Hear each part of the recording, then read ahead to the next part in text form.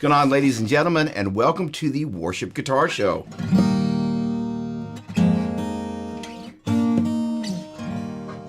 What's going on, ladies and gentlemen, and welcome to the Worship Guitar Show. Now, wait a second. You're not supposed to be doing that. There we go. You are going on, ladies and gentlemen. Bye right there. All right, let's try that again. Hey, what's going on, everybody?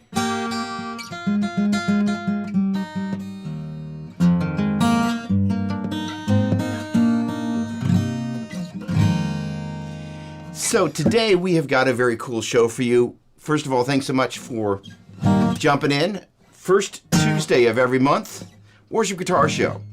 And today we've got something what I believe is going to be pretty special for a number of you, which is kind of making sense of note names. Now, why does this matter? Well, for most of us who live in a house of worship, capoing is kind of the way to navigate from key to key, which is kind of cool. Except for the fact that from time to time, we might not have a capo, or more importantly, we might want to endeavor the range of the instrument beyond just what the capo can do. So with that said, hello, Deanne. Great to see you. Hello. Welcome. So the thing about what we're going to be doing tonight is looking at the guitar in what I would like to think of as a holistic way. And that is to say, we're going to be utilizing kind of the frets to really kind of represent what's happening with the major scale for the key of E, A, D, G, and B. Now, why are those keys logical? Because on the guitar, E major is one we're going to be coming back to. A major,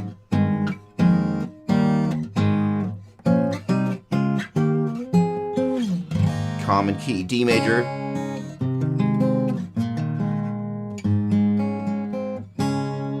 G major. Now B major,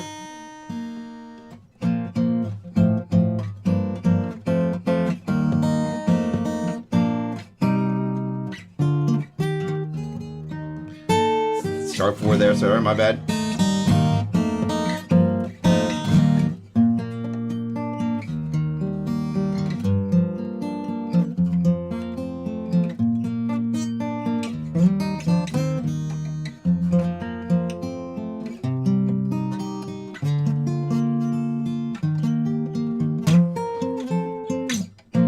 B, first of all, is a great key to mote around on, but if you're not comfortable with the note names, it's going to be some awkward motoring, hence the point of today. So let me jump over into a little bit of Photoshoppedness for what we're going to be going over here, and I think this is going to be a huge help to a number of you. All right, first of all, as we go into overlay land here, let's get over to this business right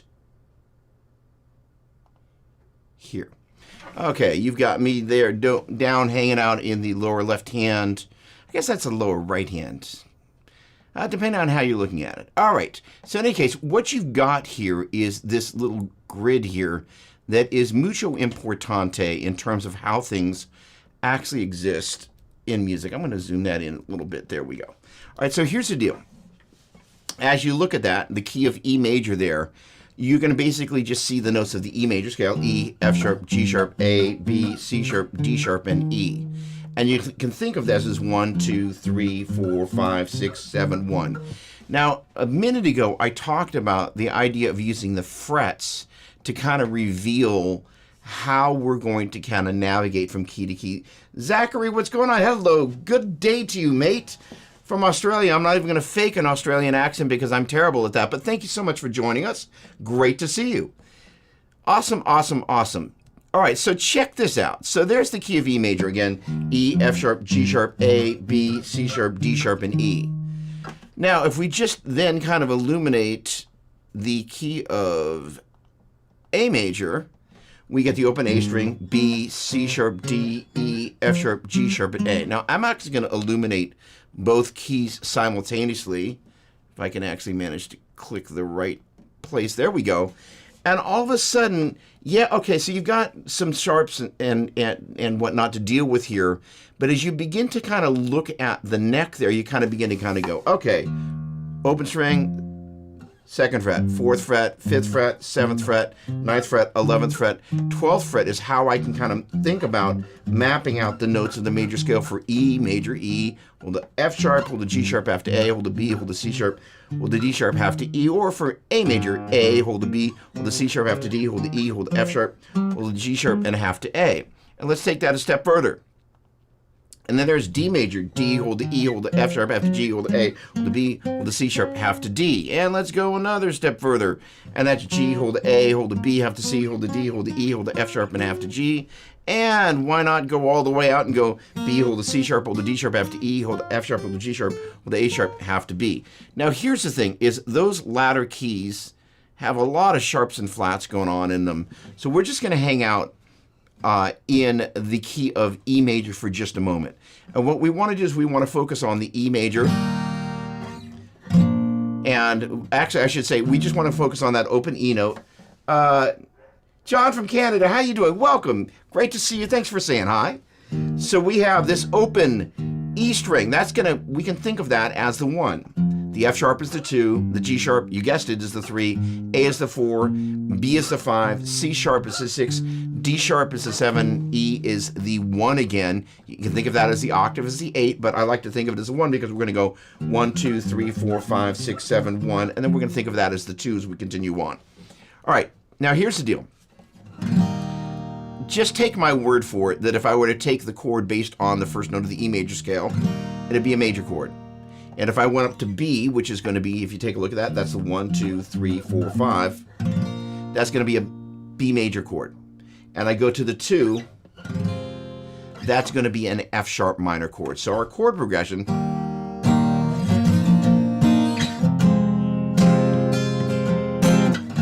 is basically the beginning of Here I Am to Worship and 5 million other songs. But the point being, and the great thing, what's going on, Josh Ramos? How you doing? Thank you so much. Really appreciate your being here. Welcome aboard.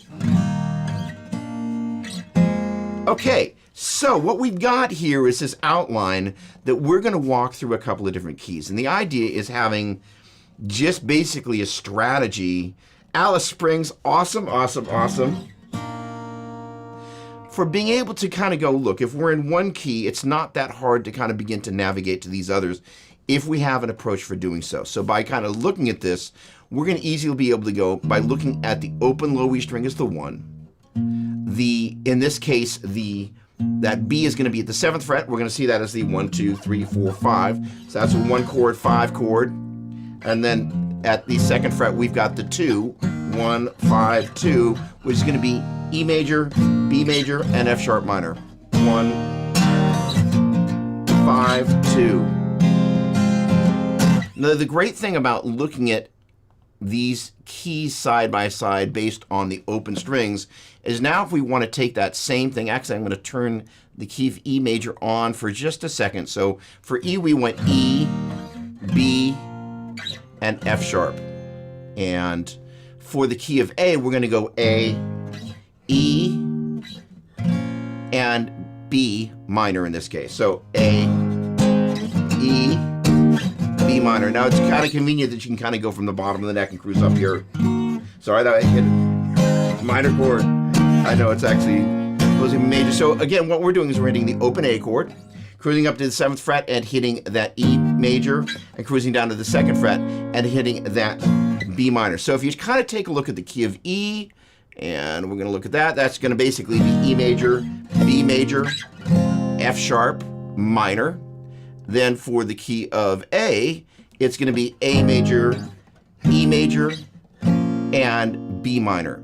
So what we've now got is kind of a vehicle to navigate the neck based on the frets. And that was kind of the whole concept of this. The idea is kind of go, how do you make it such that people don't get caught up with all the sharps and the flats, and rather really thinking like, if in this particular case we're in the key of D, E, F sharp, G, A, B, C sharp, and D, are really just the 1, 2, 3, 4, 5, 6, 7, and 1 for the key of D major. So if we wanted to take our Here I Am to Worship progression, and again, just kind of mapping this out to frets, that again, we're just going, the 1 is the open string, the 5 is going to be at the 7th fret, and the 2 is going to be at the 2nd fret. So we got, all right, so we got that puppy going on.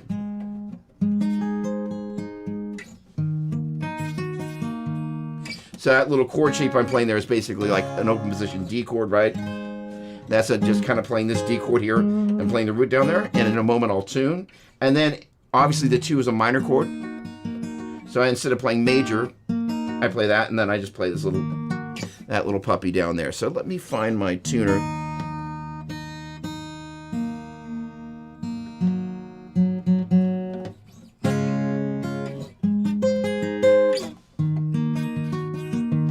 And that allows us to easily navigate between those different keys. All right, first of all, let me check in. Good, okay, good. Let me just double check in here on Facebook and see what's happening there. Hello, Lonnie, what's going on? Brett, great to see you. All right, let's see that. Love the new Gibson acoustic. I think they are great. I am really enjoying them. Yeah. Brett, I'm surprised you can hear after playing through those vintage Marshalls behind you. What? All right, good. And questions are welcome. So let me, again, talk about what we're doing here and why.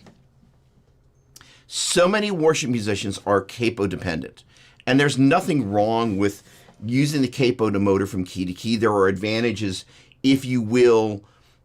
Actually, let's take a moment here and let's move over to the key of G major, because this is going to be really valuable for, I think, a lot of people.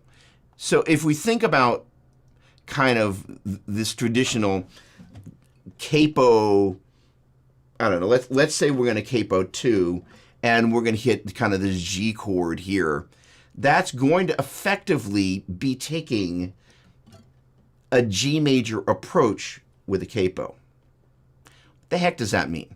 All right, if I don't capo, I go G major, A minor, B minor, C major, D major, E minor, and the chord you play would normally be an F sharp diminished or an F sharp minor 7 flat 5, but you can also play a D over F sharp. The point being is that when we're kind of doing a lot of our capo work, a lot of it has the tendency to be built around an G major capoing, and the chords would be G major, A minor, B minor, C major, D major, E minor, F sharp diminished, which you can also kind of use this D over F sharp to get to as well, and G major.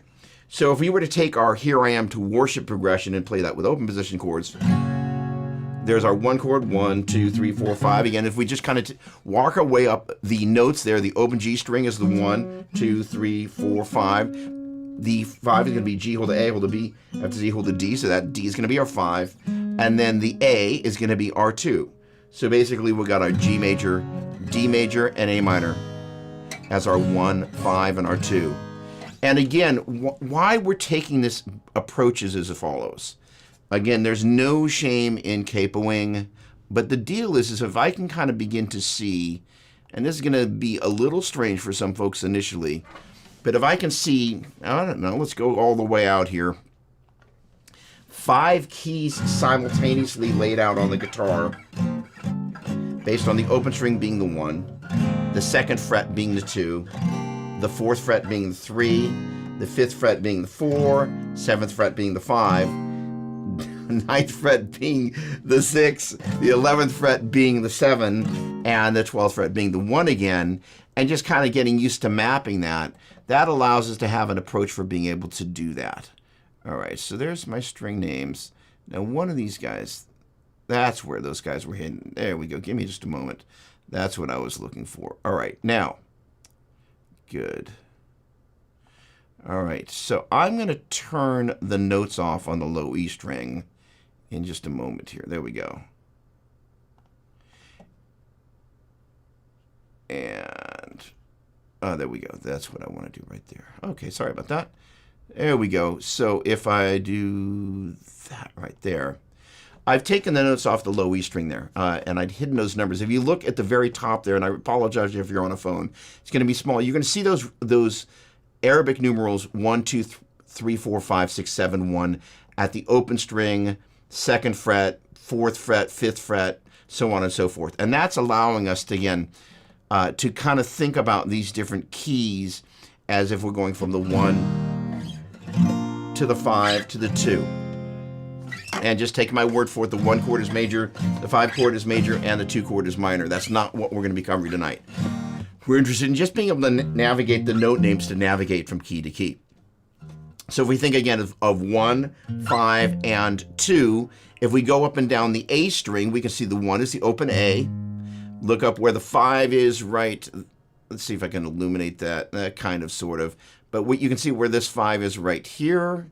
Let's see if I can turn that little sucker on and off for a quick second, just so everybody, there we go. That's the 5 there. So you can see that's the 5. So our chord progression is basically going to be going, oh, here we go. We're going, why aren't you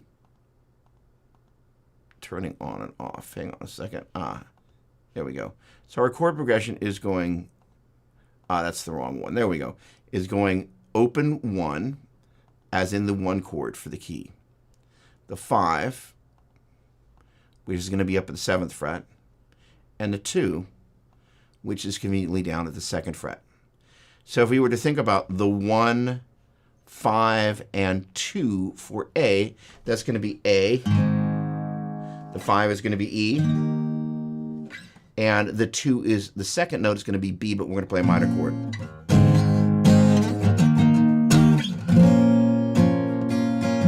If we think about the same thing for D major, it's going to be D. Then we go up to the 5, that's going to be A. And then the 2 is going to be E minor. And somebody needs to trim his nail just a little bit.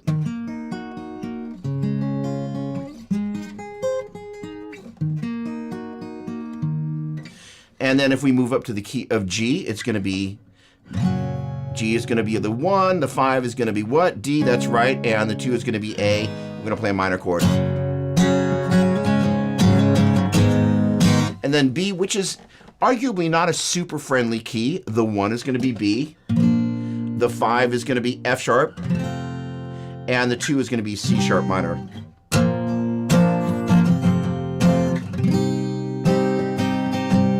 So let's see how quickly and easily I can navigate between, let's do this. I'm going to turn the numbers off, and I'm going to turn E major back on. So the 1, 5, and the 2 for E major are going to be E, B, and F sharp minor.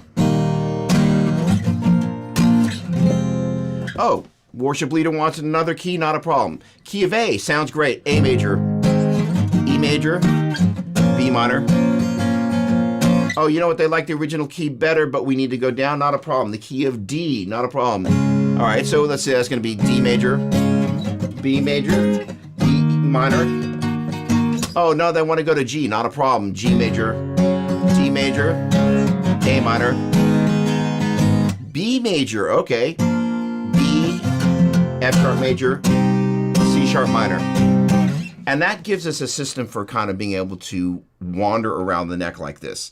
So I'm not seeing a lot of posts here on the YouTube side. So let me just also check in on the Facebook side. Capos are a tool, but shouldn't become a crutch. Couldn't agree with you more. Okay, so first of all, and let me just jump in here and say hello all. All right, so again, for anybody that's just tuning in, the goal here is having some strategies for not being dependent on the capo when and where we don't want or need to be, or if by chance we happen to forget it at home one day and show up for church and we're like, where is my capo?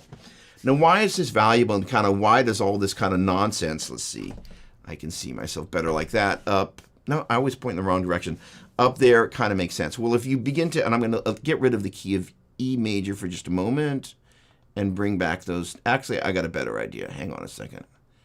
I'm going to take U.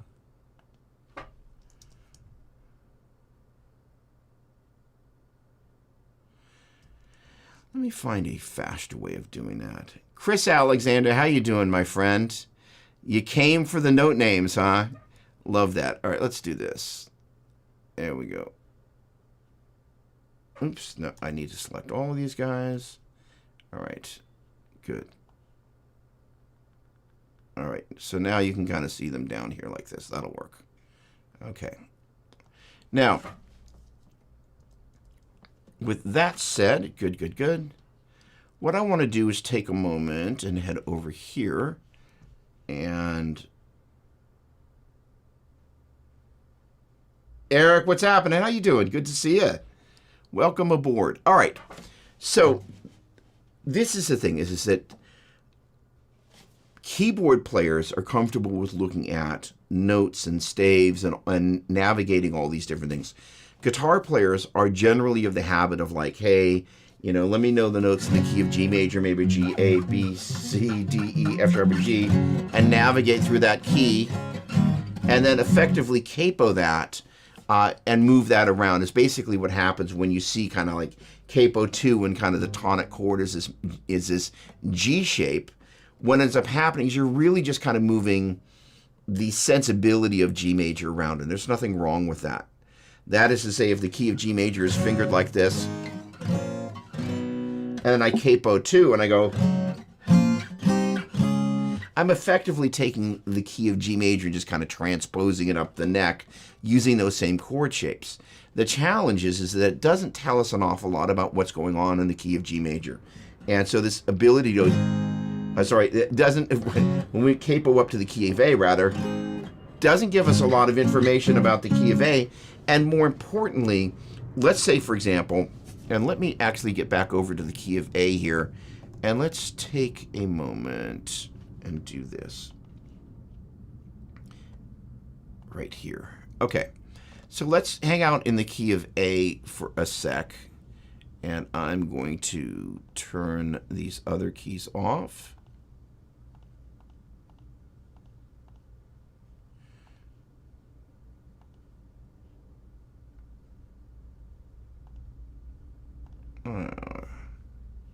Bruce, hey.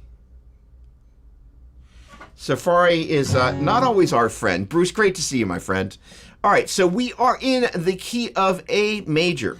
All right, so normally, you know, a lot of the time, if we're going to be in A major, we'll potentially capo 2, and kind of the A chord is actually played as a G shape. No shame in that.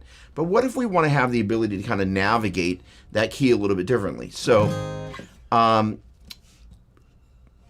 I'm going to feel the need to do something here that I think needs to be done here. Oh, give me just a moment.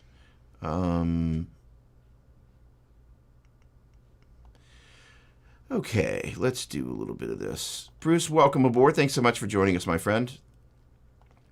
Okay, now, I am opening my diatonic theory and harmony PDF here because we need to go through a couple of things here. So let me get over to here, and we're going to do this.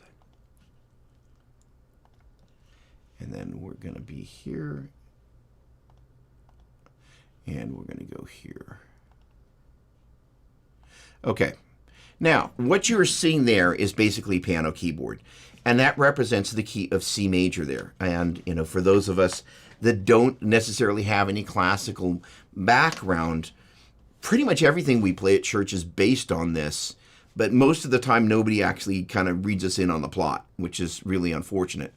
But if we were to take a look at the key of C major there, C to E, F, G, A, B, C, and it just keeps repeating there, you're going to see there's a black key in between C and D, black key in between D and E, none between E and F, black key in between F and G, one between G and A, one between A and B, none between B and C. And what that's basically telling us, as we're cruising up the key of C major, the key with no sharps or flats, from C to D is a whole step, so basically whole, whole, half, whole, whole, whole, half is basically the sequence of the major scale. If I were to do that on the low E string, whole, whole, half, whole, whole, whole, half. And if I were to just take the notes of the C major scale and play them on the A string, C, hold the D, hold the E, half to F, hold the G, hold the A, hold the B, half to C. Backwards, C, half to B, hold the A, hold the G, hold the F, half to E, hold the D, hold the C. If I were to take from C and play every other note for a total of 3 notes, as in C, skip D, and play E, skip F, and play G, I end up with this C major triad. And that, ladies and gentlemen, is where chords come from. So if I did the next one, it would be D, F, and A. Actually, I'm going to play them as inversions.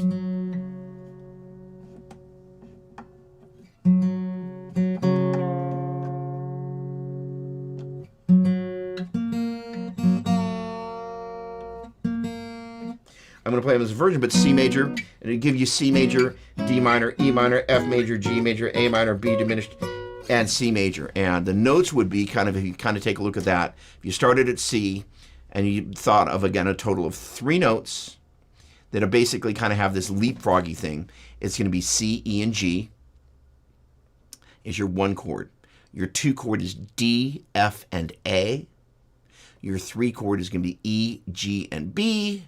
Your 4 chord is F, A, and C. Your 5 chord is G, B, and D. Your 6 chord is A, C, and E. And your 7 chord is B, D, and F. Now, if I were to take C, E, and G, and I were to take D, F, and A, and I were to play them side by side, and then drag this D, F, A chord, just drag that shape down a whole step so it's overlaid where I played that C major chord. You can see that the major goes like this, and that little D, F, A shape drag down a whole step goes like this, and instead of basically going 1, 3, 5, and you can think of the C major scale, 1, 2, 3, 4, 5, 6, 7, 1, C, D, E, F, G, A, B, C. The 1 of the C major scale is C, the 3 is E, the 5 is G, C, E, G, which means this little shape right here is not only C, E flat, and G, but it's 1 flat, 3, and 5, and that's kind of the difference between major and minor. And take my word for it, the 1 is major, the 2 is minor, the 3 is minor, the 4 is major, the 5 is major, the 6 is minor, and the 7 is diminished, and the 1 is going to be major again. Now, what we're going to do with that little bit of information behind us is we're going to take a march up to the triad chord relay. There we go. And basically what we're effectively going to do is transpose that to the key of G, just so we have a reference point as we're talking about the 1 chord, the 5 chord, and the 2 chord, kind of where they come from, such that you can kind of have a place to kind of go, okay, that's where he pulled. The 1 chord is major, the 5 chord is major, and the 2 chord is minor. So there's a little triad chord relay here, and kind of in the middle of the page there, you've got this 1, 2, 3, 4, 5, 6, 7, 1 business, G, A, B, C, D, F sharp, and G, big M, little m, big M, little m, D, I, M, and big M as in major, minor, minor, major, major, minor, diminished, major. And if you read row 1, row 4 at the same time, it'd be, row 2 and row 4, it'd be G major, A minor, B minor, C major, D major, E minor. So now if I played it the wrong place, E minor, F sharp diminished, and G major, F sharp diminished, D major, C major, B minor, A minor. Hold on a second, I've lost the ability to talk and play at the same time. G major, A minor, B minor, C major, D major, E minor, F sharp diminished, G major, F sharp diminished, E minor, D major, C major, B minor, A minor, and G major. And again, the 1, 5, and the 2 would be G major, D major, and A minor. And that's basically that same sequence. Now, we're just transposing from key to key. The 1 chord is major, the 5 chord is major, the 2 chord is minor. All right, with that out of the way, let's get back over into this view and see if there's anything that I can answer here. All right, Bruce, again, great to see you. Glad you made it through. Tammy, what's going on? Great to see you.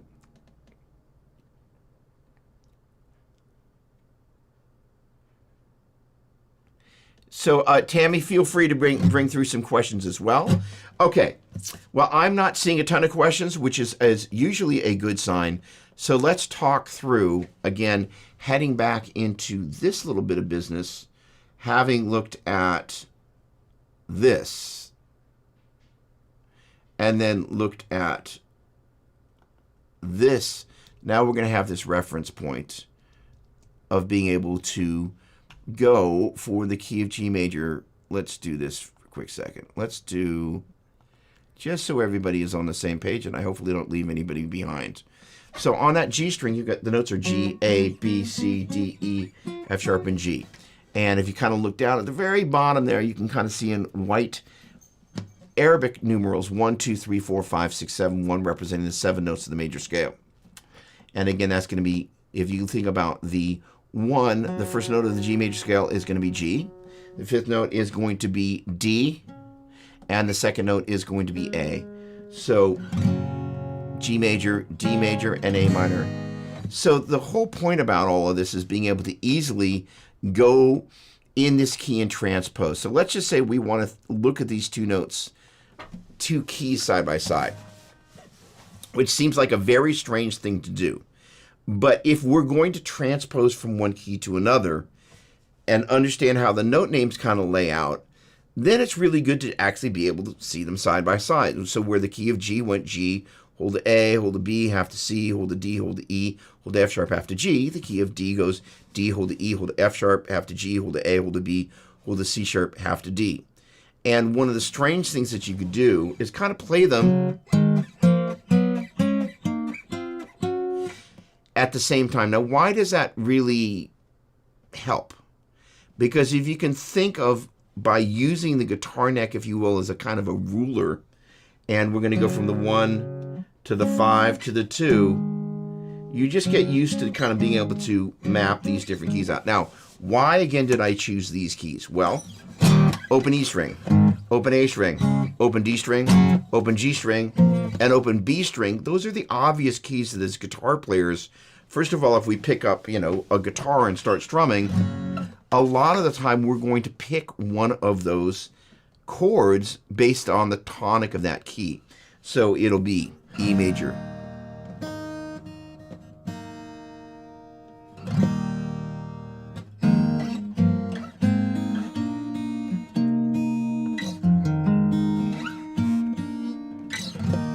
or maybe it's going to be the key of A major.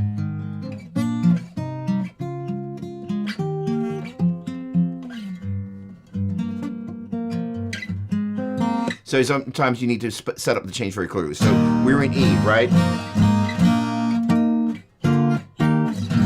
Now we're going to transpose up to A.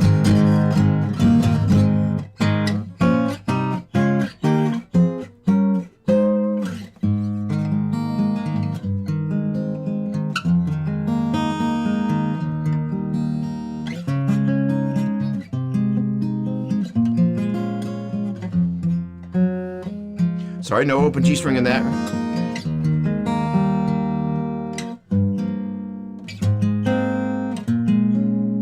And the point being is you can hit some wrong notes from time to time, but the ability to not play in the same keys you play in over and over is really valuable. So if we were to take the idea of kind of combining those note names with the triads in this particular order, let me just move one screen around. I know I'm doing what I want to be doing here, but I want to make it a little bit more visible for myself so I can see that. Come here. You're going over here. Come on. Ecamm Live, why don't you cancel? There we go. There we go. All right, so the deal is, if you take a look at kind of the order of those triads from this page here, as in the bottom there, big M being major, little m being minor, so that's basically major, minor, minor, major, major, minor, diminished major. And we map that out over to here, and we kind of go this guy, and at G, for the key of G major, it's going to be G major, A minor, B minor, C major, D major, E minor, F sharp diminished, and G major. And we kind of have, we can play it like this as these little triads, which don't get used a lot, but if we go G major, A minor, B minor, C major, D minor, E minor, play a minor chord there, Doppler, F sharp diminished, and G major. That was technically an F sharp minor 7 flat 5. So let's think about, again, that 1, 2, 5. So again, those notes would be G, D, A minor, G chord, major chord, D major chord, A minor chord. So looking again at this graph here, G major, D major, A minor. The equivalent of that for the key of D would be D major, A major, and E minor. D major, okay, A major, E minor. So now we've just been able to utilize that, and all I did was say, okay, the 1 in the key of D major, it's going to be a D chord. The 2 is going to be Sorry, the 5 is going to be an A major, and then the 2 is going to be an E minor.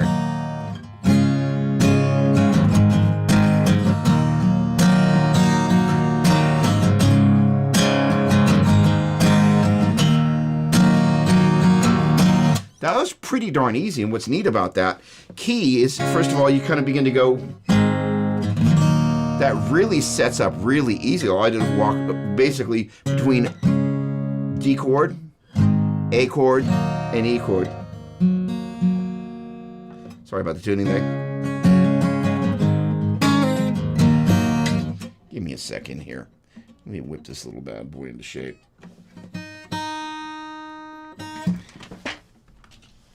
With an actual tuner. All right. Good, good, good, good, good.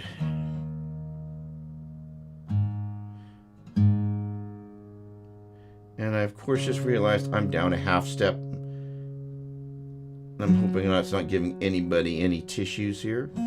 But conceptually, the idea is just being able to navigate between these things. All right. So basically, so for the key of D,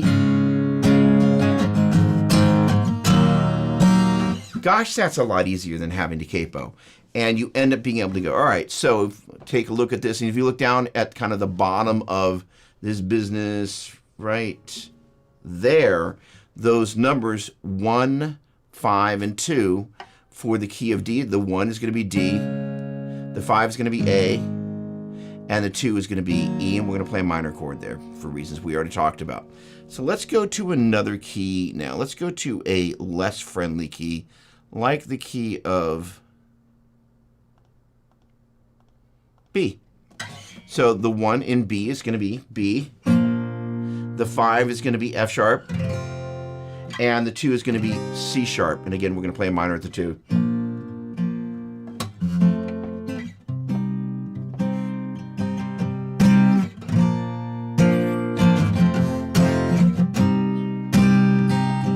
Now, the thing that I will say about this is a key that certainly would not be one that would be bad to capo in. But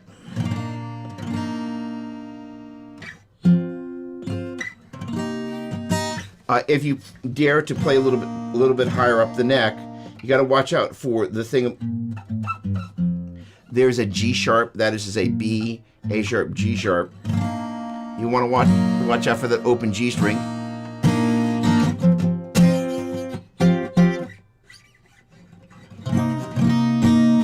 But if you use that open B and high E string,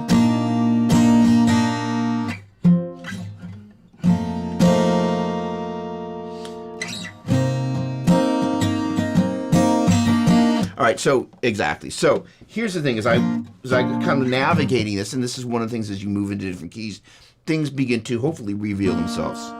So as opposed to playing the entire bar chord, what I can do is just hit the open top 2 strings,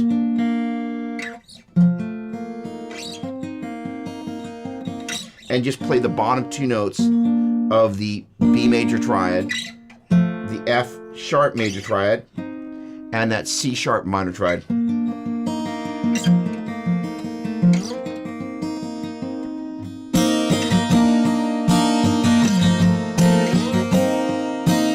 Now that may not sound like a huge amount on its own, but if the bass player kind of came in,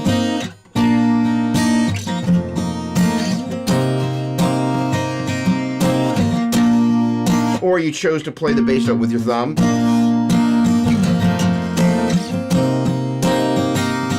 I'm using the tip of my 3rd finger to mute that 5th string.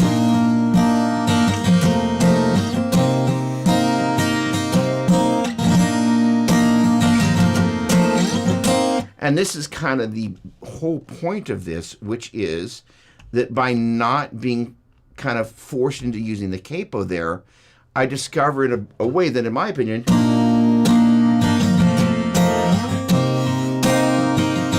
enabled us to kind of tame a key that is arguably not super friendly.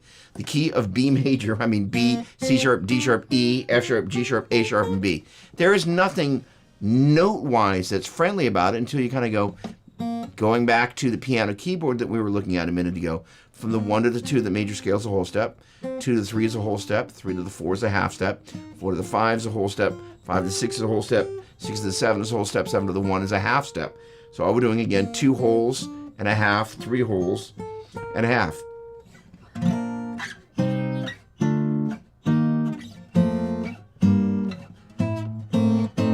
Didn't play that chord quite where I wanted to. So I was taking the triads that you heard me playing before. And what I was trying to do was play that diminished triad right there with that in the bass. Let's see if I can do B major, C sharp minor, D sharp minor, E major, F sharp major, G sharp minor, A sharp minor, 7 flat 5. A sharp diminished, and G major. B major. That's easy for you to say. I can make that happen.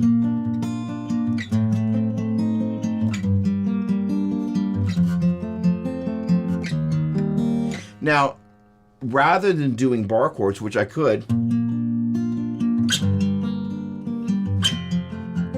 one of the things is bar chords, first of all, are squeaky. And I don't necessarily like the sound of a fully barred chord. And sometimes there's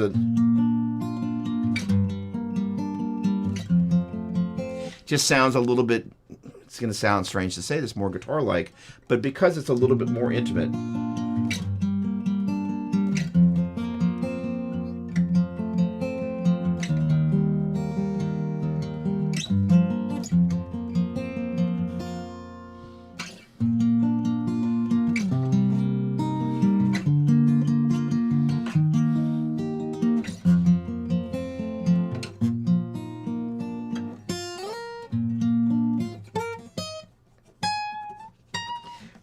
Playing A sharp there, but I missed it.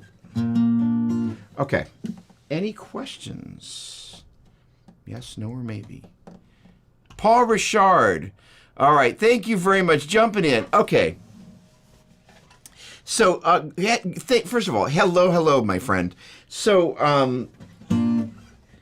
the interesting thing is that the key of B, right, would be a logical key capo 4. Because traditionally, it's not, you don't really have much down here.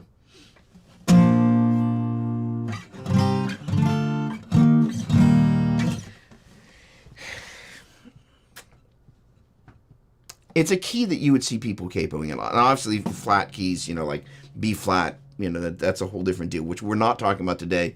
And Paul, you and I have kind of gone through this whole thing before about hey, mapping out, having this sense of, again, being able to see these parallel keys allows you to kind of use, if you will, the open low E string, 2nd, 4th, 5th, 7th, 9th, and 11th frets as kind of, if you will, a slide rule for seeing the key of E major, A major, D major, G major, and B major. So part of what we've done in so doing is we've kind of deconstructed the classic need for a capo, which is trying to make sense of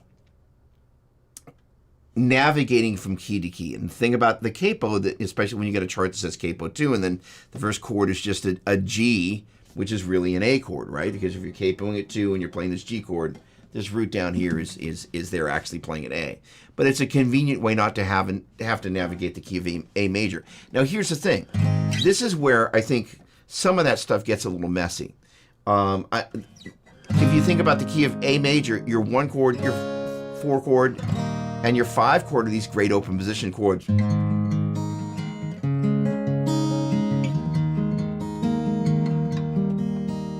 Here's your 6 chord.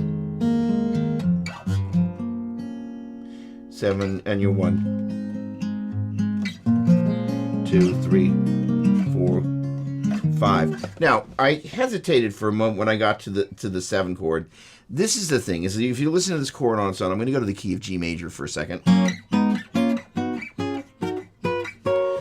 The diminished chord on its own, the chord that you would play at the 7th tone of the major scale, if you play it over the common root, it's not the prettiest sounding chord.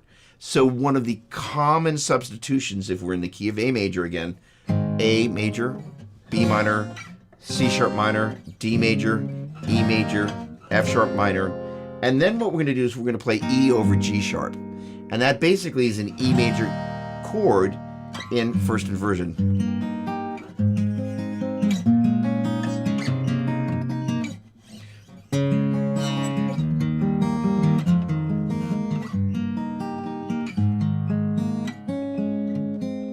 Now here's the thing, is what you got to watch out for is open strings that aren't going to work in the key. So let's head back over to the Photoshop dock for just a second. There we go. So if we're in the right key, and in this case we're looking for the key of A major.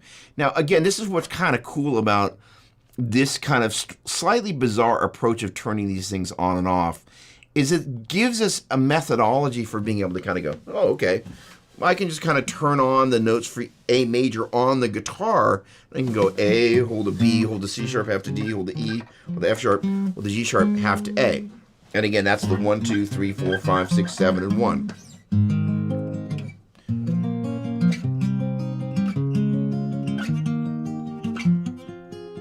So we're talking about the 7 there, that G sharp. And my suggestion is to play basically a D over G sharp as kind of our substitution. But the other...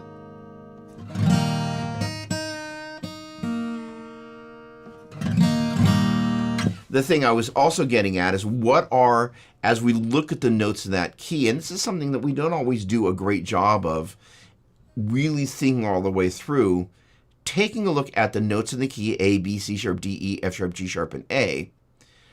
B means we get our open B string. D means we get our open D string. E means we get our open string, E string. The G sharp means we do not get the open G string. So it means that we've got to be really aware of, because we know for a fact this key's got a G sharp instead of a G.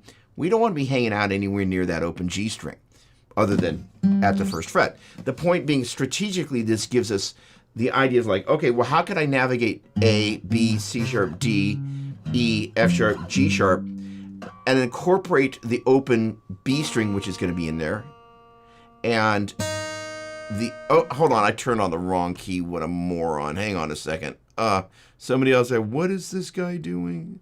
There we go. My bad. B, C sharp, D sharp, E, F sharp, G sharp, A sharp, and B. Sorry. Back with you. Again, the B, hold the C sharp, hold the D sharp, half to E, hold the F sharp, hold the G sharp, hold the A sharp, half to B. So again, the key of B major's got the open B, got the open E. It does not have a G natural because it's got a G sharp. And it does have the, you know, basically everything except for the G string. You've got all those natural open strings. Sorry, G string and D string. We have a D sharp. Sorry. Let me back up a step. Strategic way to do this, starting at the bottom of the key so you don't miss anything. You've got the B. Next note is a C sharp. There is no C string, so we don't have to worry about that.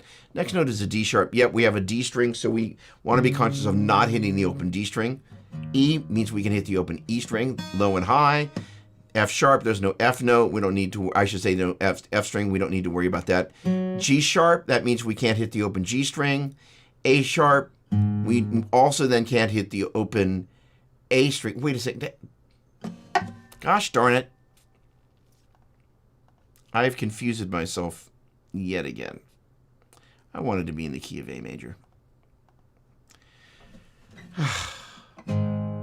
Sorry. A, B, C sharp, D, E, F sharp. And then I'm going to play, I played a G sharp minor 7 flat 5 there. Holy cow. Sorry about that. Slightly, I managed to go down the wrong note rabbit trail. Love when that happens. Slightly awkward. Okay, so the deal is for the key of A, what we're going to do is walk up through those notes there. This gives us a methodology of being able to go A, open A string, B, open B string. There's no C string, so that C sharp, we just want to be aware we need to play a C sharp when we encounter some sort of C note. We get the open D string, we get the open E string.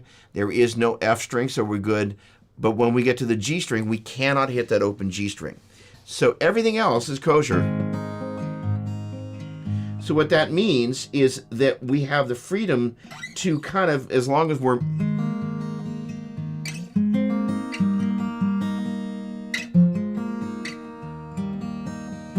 when we want to hit our E chord, we can hit that like this. And our A chord. But then again, we can also hit a little, basically that E major in first inversion.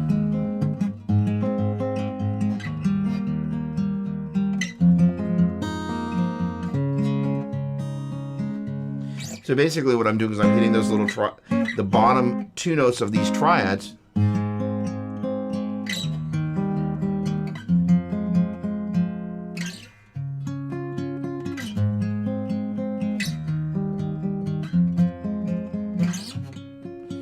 And because I can hit the open B and high E string,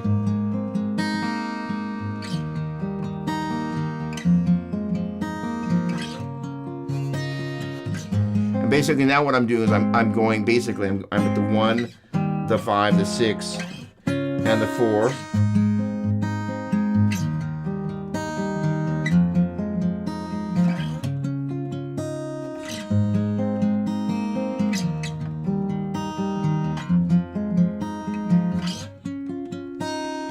And it gives me the ability to take a key like A, which has, because it doesn't have that open G string in there, can be a little bit awkward. So that's one of the reasons why you will see, some chord progressions, like A, where it'll be capo 2, and you'll play that G shape at the, if you will, your second finger is going to be up there at the 5th fret. The thing is that what you're going to lose, though, you're going to lose that open B and high E string.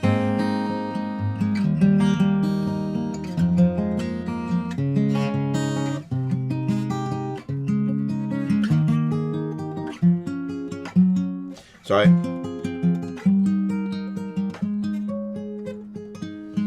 So, Paul, to answer your question, getting back to here.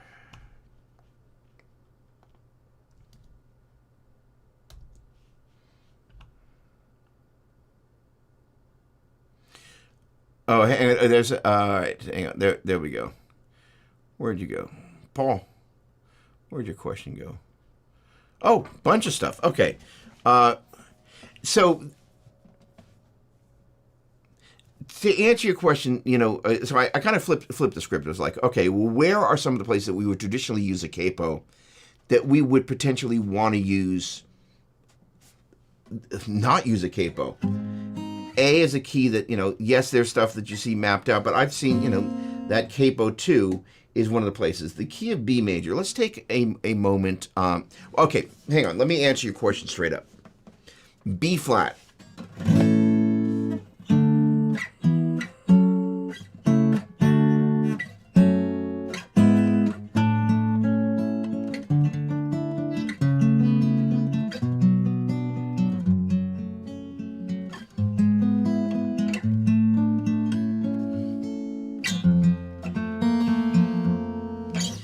That was not in key. Okay, so that's the thing about...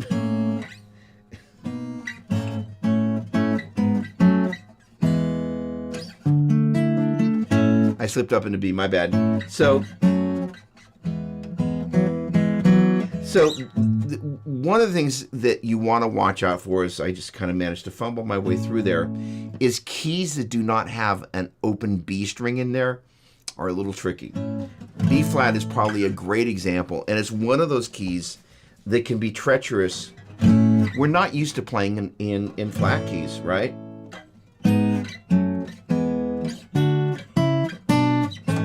So we want to be really conscious if we're going to do that. You start to make sense. B flat major, C minor, D minor, E flat major, F major, G minor, A diminished, and B flat major. Sorry, flat 5.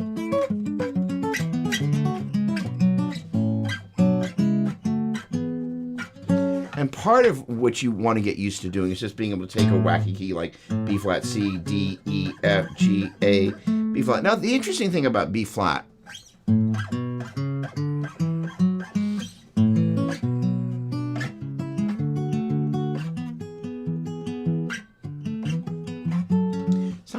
weird. B flat major, C minor, D minor, E flat major, F major, G minor, A diminished, and B flat. So really the only things you kind of got to watch out for are the B flat and the E flat as it relates to, awkwardly, the B string and the E string. And this is why the key of B flat, to answer your question, is one of those keys that if there's any key that deserves some capoing, that open B string and the open E string, they're both off limits for the key of B flat major, which means that they're just mistakes waiting to happen. And, you know, one of the things that I kind of frequently do as I'm kind of walking through these things is I'm always looking for ways to combine, you know, notes of chords together so I don't play these big chords that, to me, this bit on the bottom of makes those chords sound clunky. So any chance I have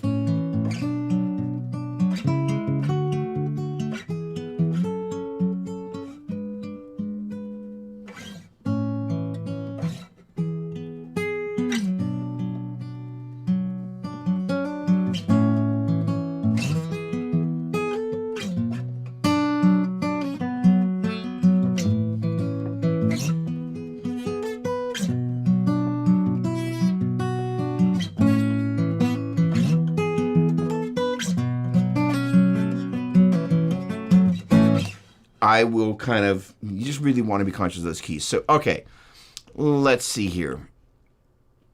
B flat.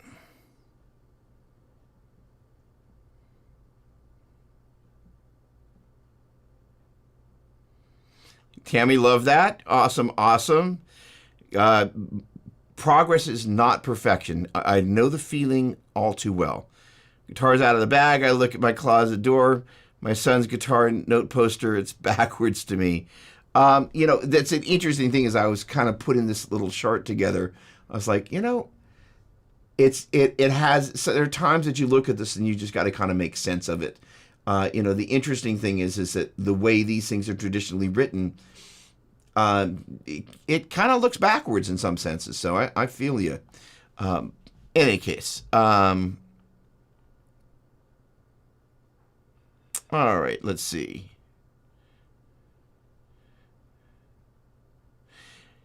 Let's see. Good.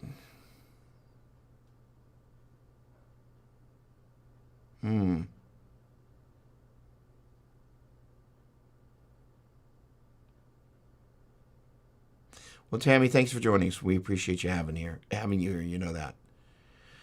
Brett, Paul, sometimes I use the capo when the song calls for it. Hang on a second, just there we go. When it's fast strumming song or has really fast chord changes in an unfriendly key like E flat, A flat, like E flat and B flat, I use a capo. There, yeah, so not an app, but I saw that just so I know the chords will sound better for the strumming or rhythmic pattern. That's really sound advice. The idea is if we're in B flat and there's a lot of, you know, like that way you can avoid. Nah, not good. All right, let's see. I use chords that are in caged area of the neck B, in B, so I don't move a lot, but hit the chords and make cool voicings. The G sharp minor is usually fretted low to high, 4, 4, 2, 4.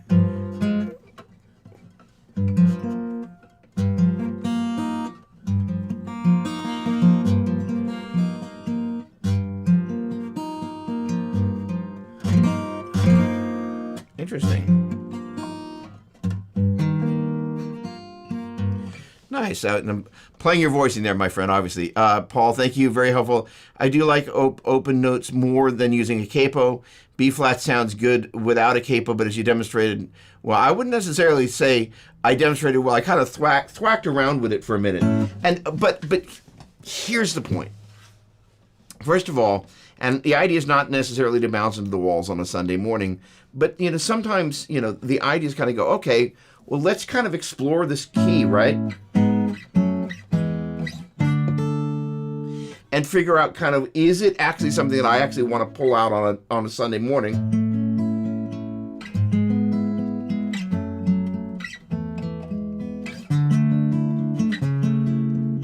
And to Brett's point, you know,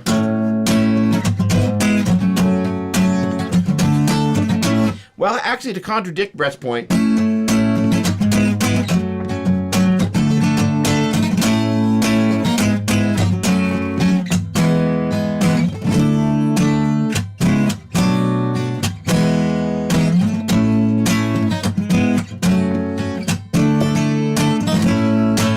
you know, as long as you don't go,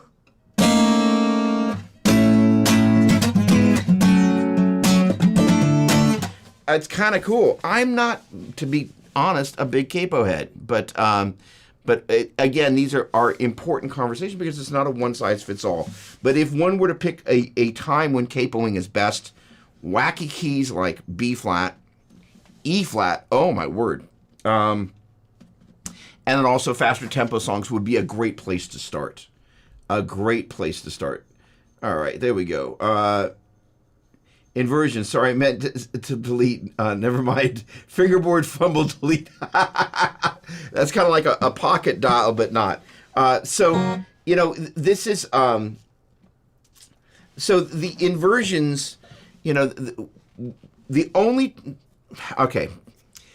One main time you're going to encounter inversions, also known as slash chords, is as we're working around Christmas material.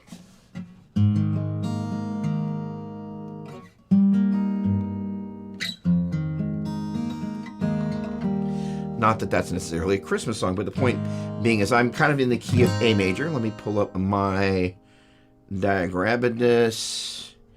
Key of A major. Let's do this. Oh, good. I had A already up. A, B, C sharp, D, E, F sharp, G sharp, A. All right.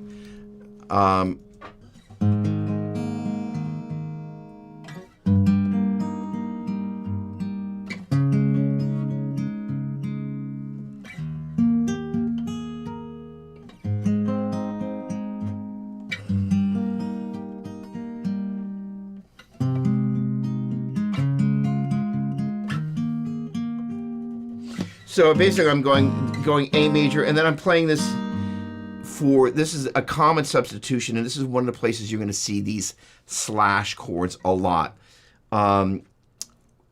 It's going to happen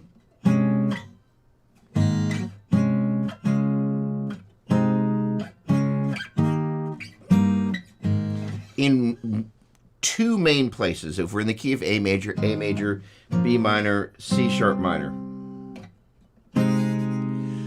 Instead of playing the C sharp minor, and again, a minute ago I talked about chords sometimes sounding boxy because of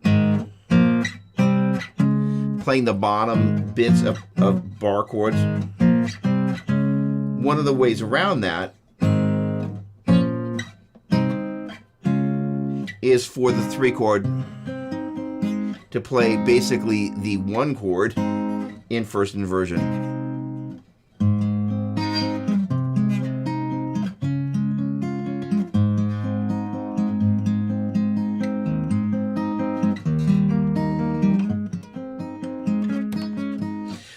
Give me a moment. I've got to deal with this fingernail here. Sorry, it's just long enough that I can't actually hit "Oh Holy Night" there, and that's going to drive me nuts. So the funny thing is, I was like, there's some Christmas song hiding in here, and it was "Oh Holy Night." All right.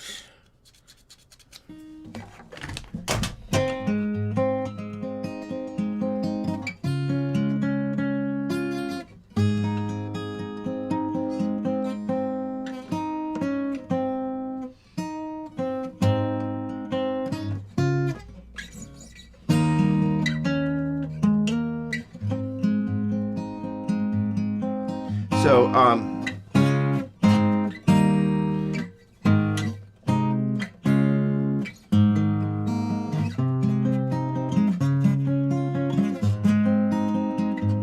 that little, basically that A major, and then the A major over C sharp. So you'll see that written as A/C sharp.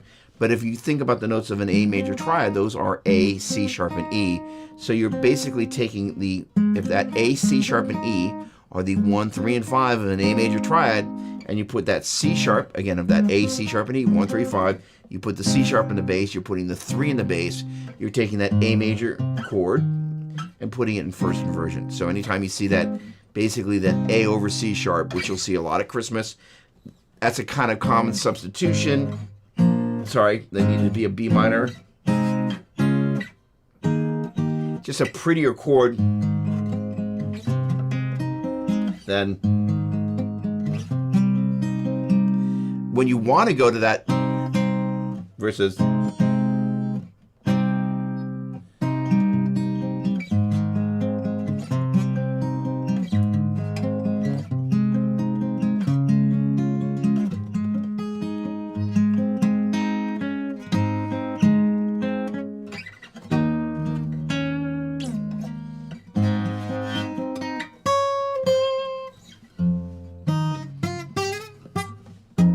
boy, it's been a minute.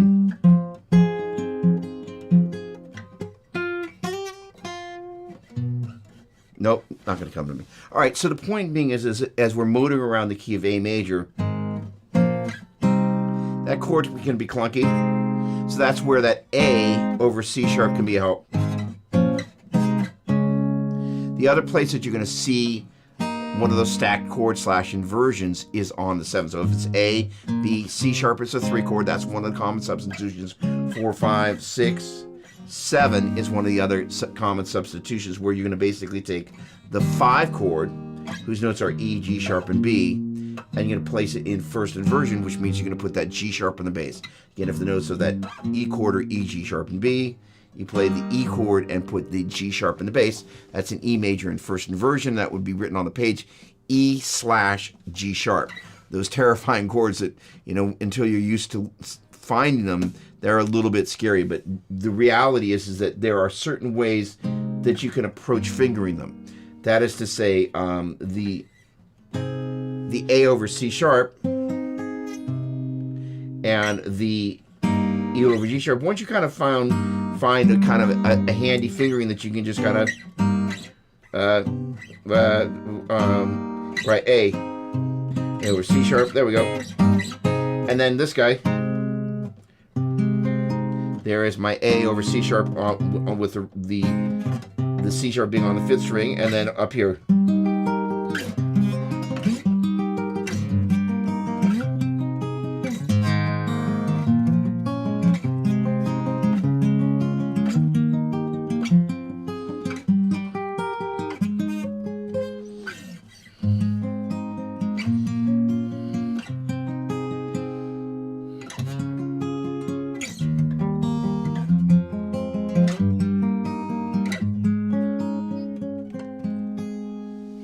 Okay.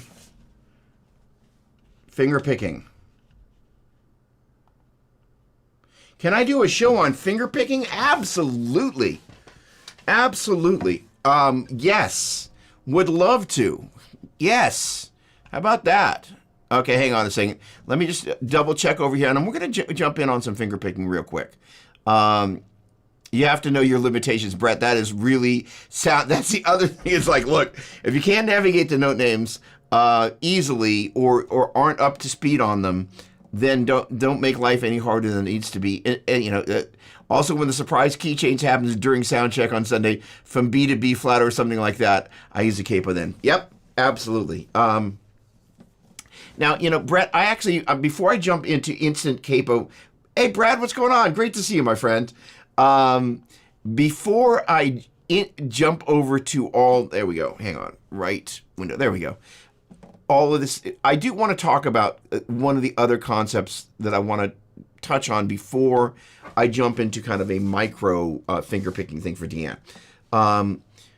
This whole concept of seeing the guitar neck laid out like this, as in 1, hold a 2, hold a 3, after 4, hold a 5, hold a 6, hold a 7, after 1 kind of gives us a slide rule. Key of E, got it. E, F sharp, G sharp, A, B, C sharp, D sharp, E. Key of B, not a problem. B, C sharp, D sharp, E, F sharp, G sharp, A sharp, B.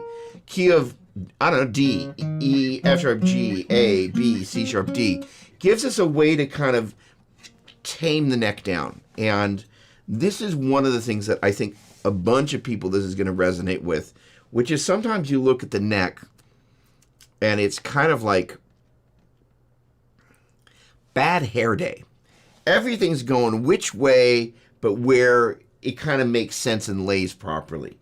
And the whole goal of all of this business, as wacky as this is gonna be for a moment, and I want you to bear with me as, no, I'm not going to do the high E string there. Again, keep in mind if we think about the 7 notes of the G major scale, or sorry, the major scale, 1, 2, 3, 4, 5, 6, 7, 1, this little business I've got down right there that you can hopefully see turning on and off there. Again, the open string is the 1, second fret is the 2, fourth fret is the 3, fifth fret's the 4, so on and so forth.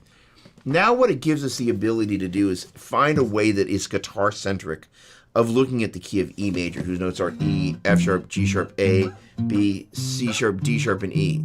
So if I were to take that, and let me just jump back over here and combine that with this little triad chord relay business, again, looking at the 1, 2, 3, 4, 5, 6, 7, 1 is written in Roman numerals. The uppercase numbers are where we have major chords, lowercase with a minor sign are where we have minor chords, and then minus sign through the circle there is it's at the 7, that's technically a diminished triad, but if you looked at the 7 chord for that, that would be half diminished, which is why I've got the little circle through the slash there. Which is to say that chord would have a 1, flat 3, flat 5, and a flat 7. More information than you needed. Looking at the triads, 1, 2, 3, 4, 5, 6, 7, 1. It's major, minor, minor, major, major, minor, diminished, major. All right, let's jump back over to this business right here. Okay, so again, major, minor, minor, major, major, minor, diminished, major. So for E major, it'd be E major, F sharp minor, G sharp minor. All I'm going to do is take the bass note, looking at down at the low E string there, E, F sharp, G sharp, A, B, C sharp, D sharp, and E. E major, F sharp minor, G sharp minor, A major, B major, C sharp minor, D sharp diminished, and E major.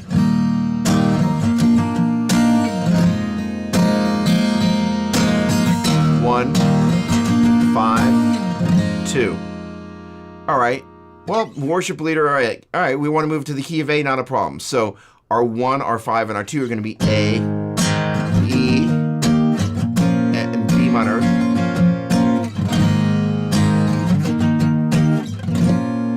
Let's move it up to the key of D. All right, so that's D major, A major, and E minor.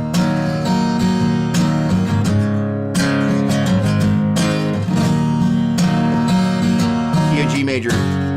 All right, so it's G, D, A minor, B major, B. I didn't call it out very. B, F sharp, C sharp minor. Again, B is our 1, F sharp major is our 5, and C sharp minor is our 2. So what I was able to do was literally just kind of go from, turn a few things off, and I was able to go from there and just thinking, all right, my 1, 5, and my 2 E, that's the open string, which is the 1, the 5, which is B, and the 2 is going to be an F sharp minor chord. And I'm like, okay, well, what about the key of A? All right, A major, E major, B minor, not a problem. Key of D, D major, A major, E minor, not a problem. Key of G, G major, D major, A minor, not a problem. Key of B, arguably the wackiest of the bunch, B major, F sharp major, C sharp minor.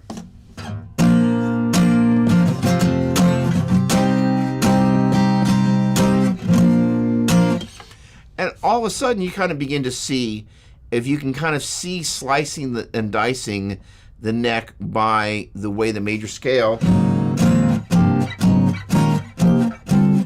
is laid out fret-wise, starting from the open string, it becomes pretty easy to navigate kind of all those different keys side by side. And that, I think, for many people is a mystery, that when you can kind of leverage that and get comfortable with just kind of going, well, wait a second, okay, if I can get used to it. And again, this whole business, we started in the PDF kind of talking about that as we looked at the key of C major, it's C, hold the D, hold the E, half to F, hold the G, hold the A, hold the B, half to C, which is to say the 1 to the 2 was a whole step, 2 to the 3 was a whole step, 3 to the 4 was a half step, 4 to the 5 is a whole step, 5 to the 6 is a whole step, 6 to the 7 is a whole step, 7 to the 1 is a half step, which is to say the half steps occur between the 3, 4 and the 7 to the 1.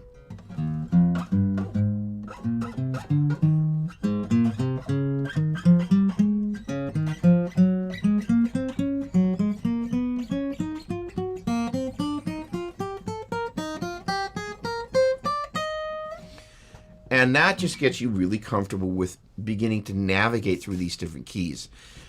And that is huge, in my humble opinion. Gosh darn it. All right.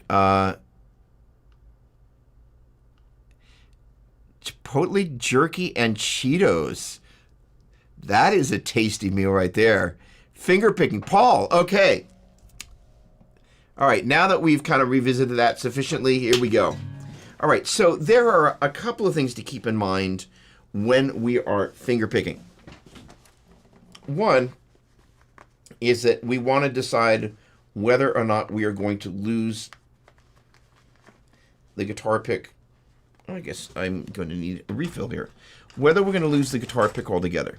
And so there are a couple of different approaches that we can use where kind of we're going to use a combination of the pick and the fingers. Why this is an advantage, I realize that's not necessarily classic finger picking.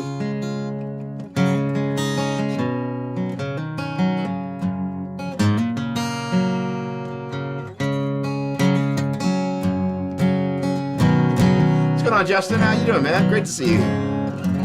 Let's pick a key. Let's pick the key of G major.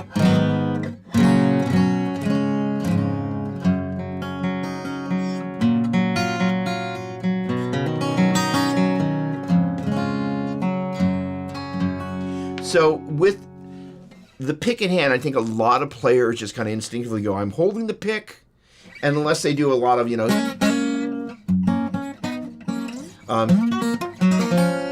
kind of combine thing with the other fingers, they just kind of think I'm holding the pick. I'm only strumming or arpeggiating with the pick. And I think that is a mistake. So one of the things that I would encourage people to do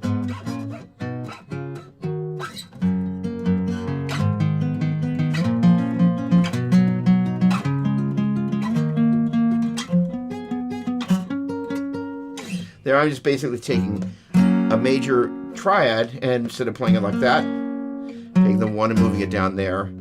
And instead of playing the 5 there, I'm playing it there. That is to say I'm going G, D, and B like that.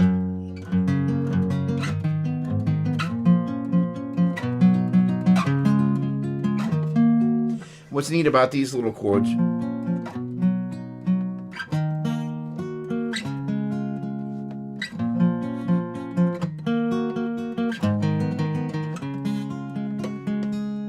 gives you the ability to incorporate the pick and your fingers if you want to. That said,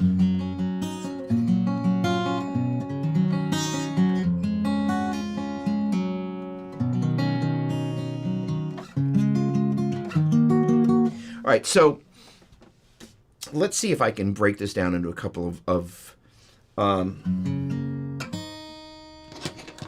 in tune things. And I apologize. I'm a half step down. No, I'm not going to be a half step down. All right, everybody, if you're so inclined, go ahead and grab your gitter if you haven't already. I'm coming back up.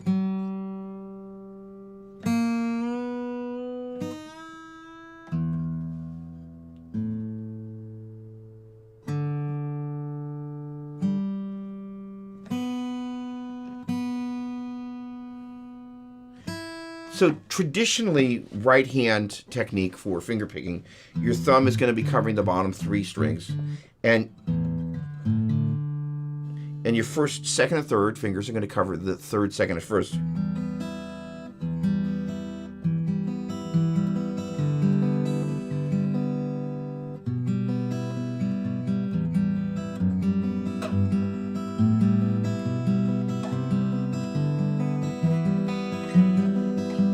So I'm going to suggest taking the key of G major, but we're going to be basically going 3, 2, 1 with the right hand. You say you're in tune, but I do not believe you.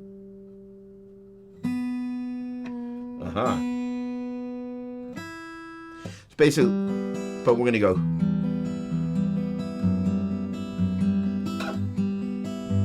Basically, we're hitting these 4 notes. Bass note 3, 2, 1 in terms of the string numbers.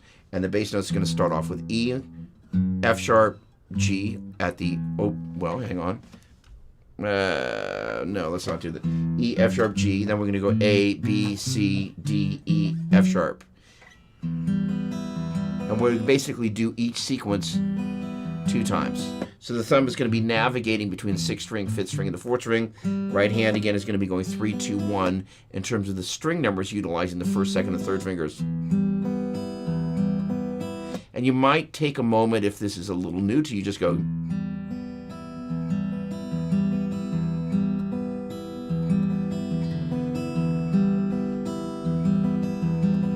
That's what I call the subdivision method, basically going 1 and 2 and 3E and a 4E and a 1 and 2 and 3E and a 4E and a 1 and 2 and 3E and a 4E and a... All right, so the idea is we're going to take this...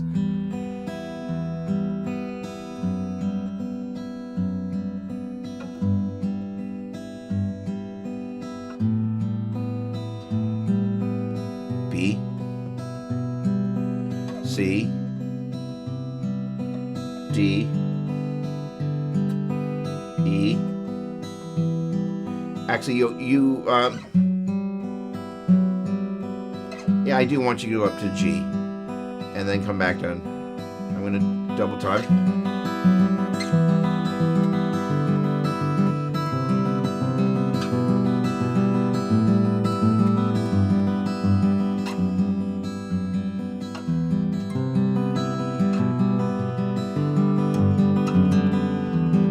So then what you can do is start mixing that up, right? So that was the whole point. It's like we have this range of notes, E, F sharp, G, A, B, C, D, E, and F sharp, and then this little G, B, E business.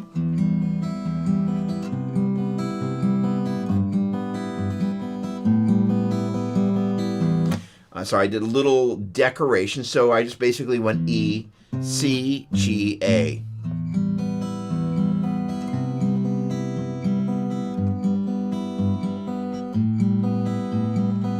When I got to that A,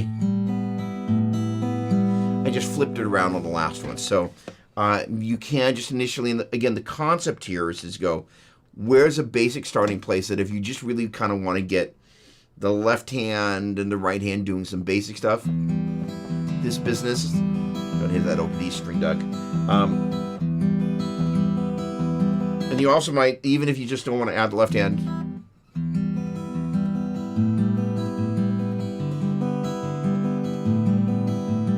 I'm just basically 6, 6, 5th, 5th, 4th, 4th, 5th, 5th.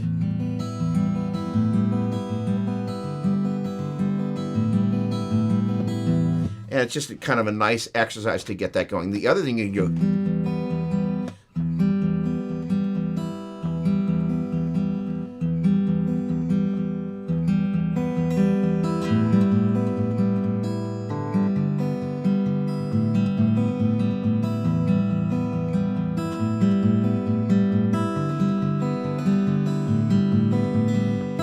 Well, that one I can't talk and play at the same time. But basically, I'm toggling between...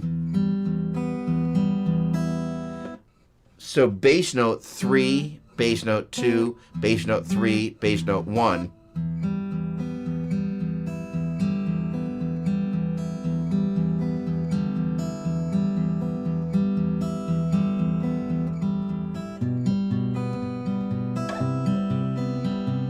Oh, sorry. Got this.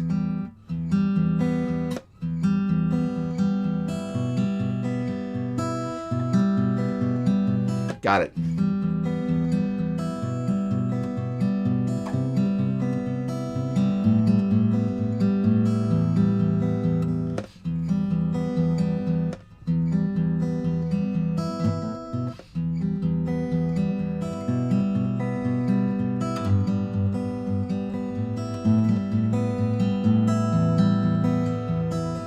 Boy, I can't quite play that at tempo, so I'll slow it down. So basically what I'm doing is taking that same concept. Bass note 3, bass note 2, bass note 3, bass note 1.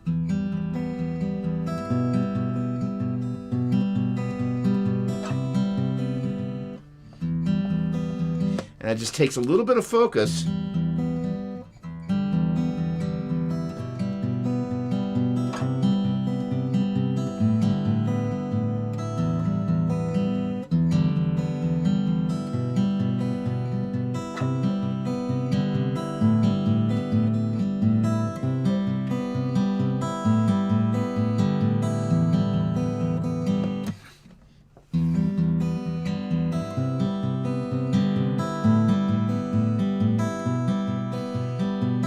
There you go. I changed the order of the bass notes around, but that's a really pretty pattern. And again, we're just going bass note 3, bass note 2, bass note 3, bass note 1. And the main thing was basically going E, B, C, A,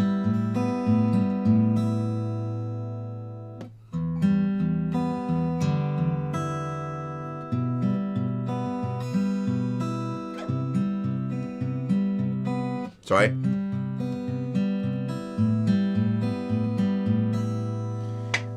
And then you can take another variation, is just going bass note 3, 2, 1, 2, 3, bass note 3.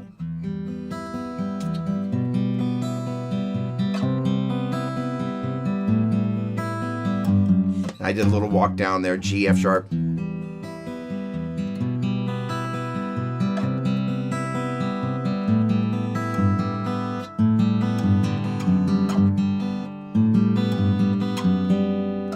I'm not going to do the walk yet. And what's neat about this particular thing is because it comes back to one of the upper strings, it has a little bit more interplay instead of just going.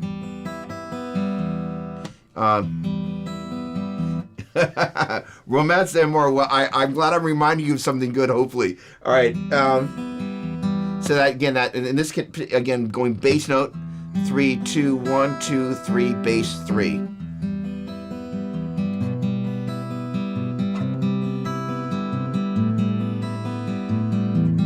going to slow that down. So bass 3, 2. So I'm going to call it the names E, B, C, and A. And I'm going to call it the bass note, but I'm going to call it 3, 2, 1. The string numbers for the upper strings, as strange as that's going to be. E, 3, 2, 1, 2, 3, E, 3, B, 3, 2, 1, 2, 3, B, 3, C, 3, 2, 1, 2, 3, C, 3, A, 3, 2, 1, 2, 3, A, 3.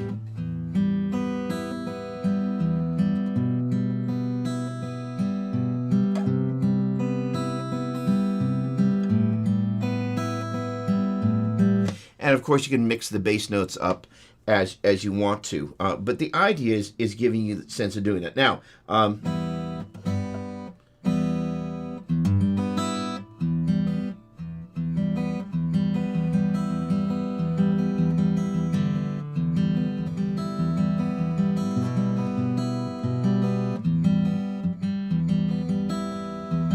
let's see which one of these I'm going to... Right, there we go. So this is a 16th note guy. 1 E and a 2 E and a 3 E and a 4 E and a...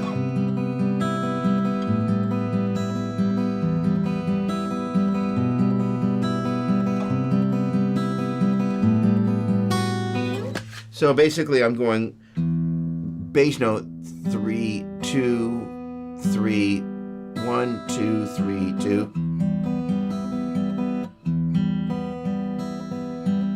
Bass 3, 2, 3, 1, 2, 3, 2.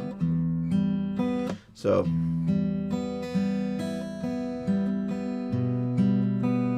and by the way, what's great about these is they have a tendency to sound good fast.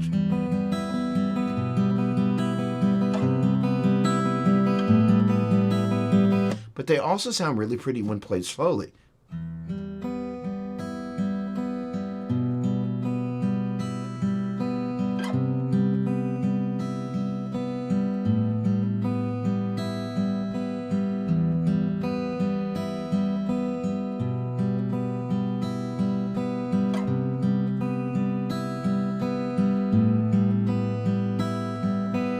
what I'm going to do, I'm not going to come back to my last third string. That is every other time.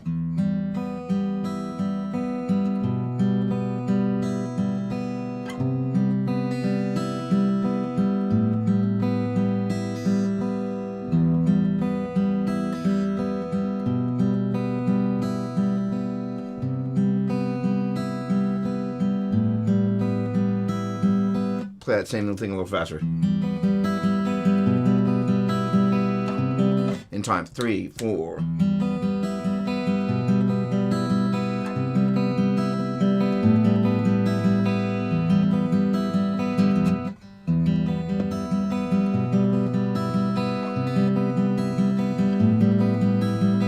I did some little turnaround there before, but what's neat about these is once you kind of find a pattern that just plain sounds good, then you just kind of start again. I just arbitrarily pick the one. I'm in the key of E minor. So that's my one. Sorry, so E minor. That's my 6. 6, 3, 4, 2.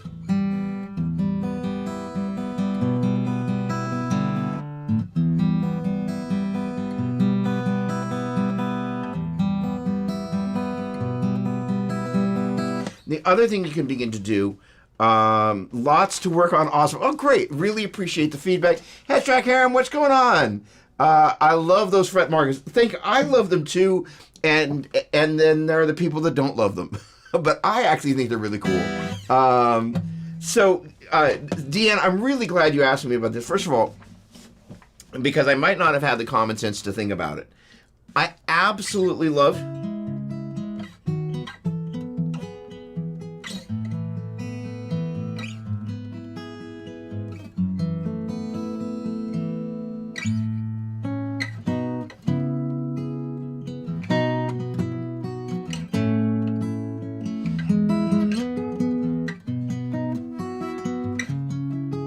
the sound of the acoustic guitar when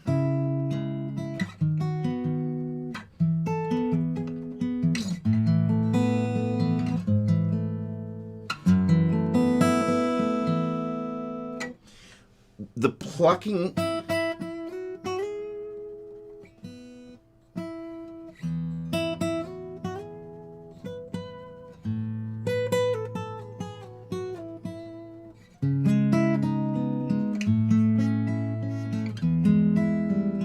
so I know open G string.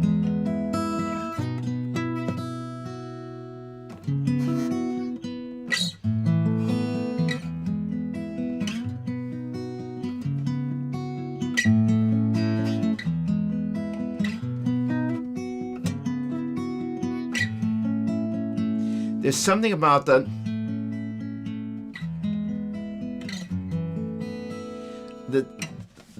tactile sense of the guitar being touched by the finger that's exceptionally beautiful. Let me think of a couple of other little patterns here. Oh, I guess we didn't do anything going backwards.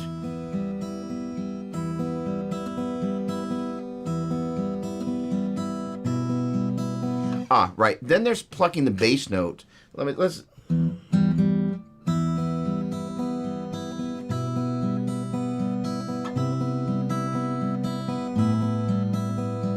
At the same time, you're kind of plucking one of these notes here. So the pattern, and I'm hitting the bass note at the same time. I'm basically going 1, 2, 3, 1, 2, 3, 1, 2. And basically what I'm doing is I'm mapping out 8 notes, 1 and 2 and 3 and 4 and, while I'm hitting the bass note. At the same time as I hit the first note. And usually on the last one there, I would add some decoration. But as you're just initially getting set up, it's always better just kind of like... Because there's that little moment it's going to take to get that... Remembering the last thing you do is 2-1. And you probably want to think 2-1. That is to say we're going 2-1.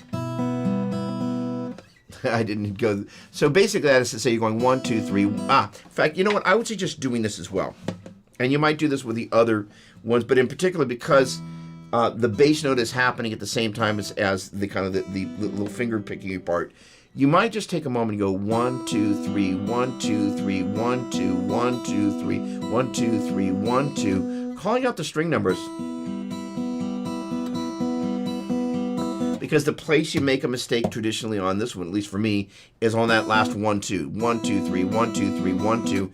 And if you have something to grab onto, 1, 2, 3, 1, 2, 3, 1, 2.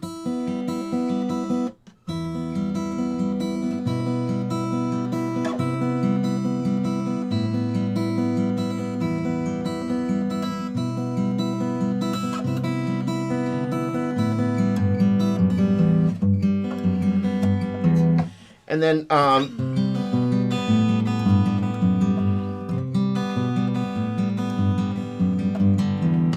then these little descending 1 and 2E and 3E and 4E and you got these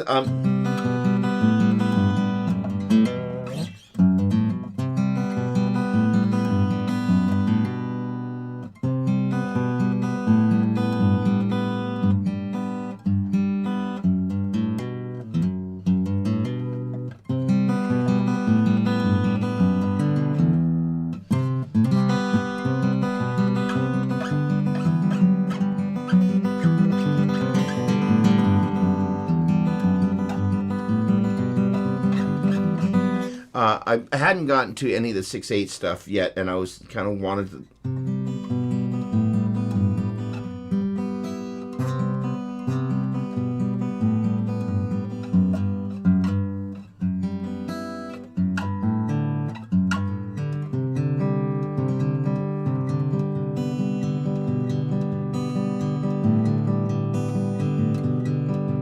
All right, and now we're going to talk about, I'm going to move away from what we were doing there.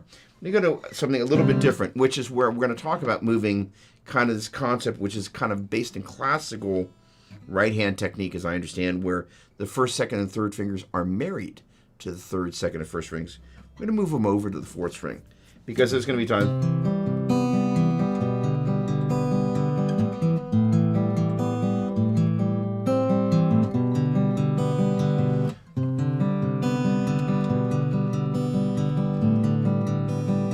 And initially, I just want to keep it really straightforward. 4/4 fine for now. Excellent. Thanks, Deanne. I appreciate that. So we're just basically going to be going between C, B, and A.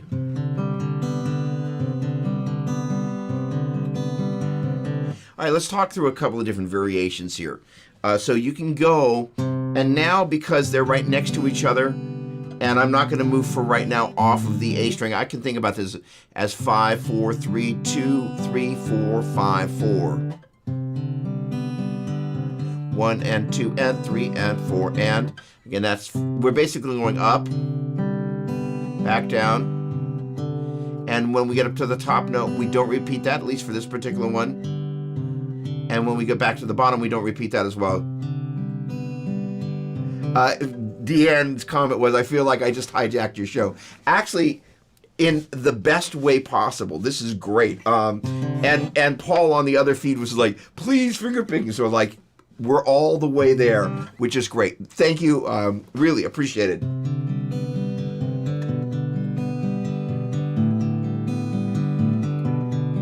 And it's your show.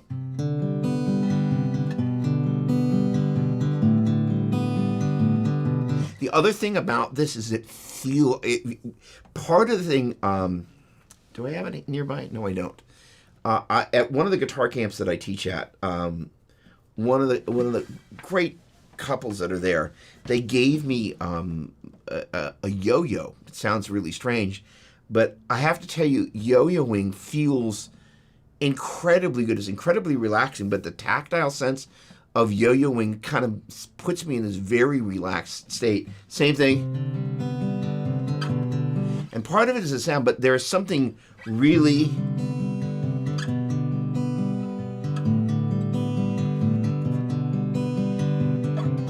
incredibly hypnotic about just the feel of the strings. I absolutely love finger picking. So thanks for that. The gift is well worth receiving on both ends, I suppose. So here's the deal.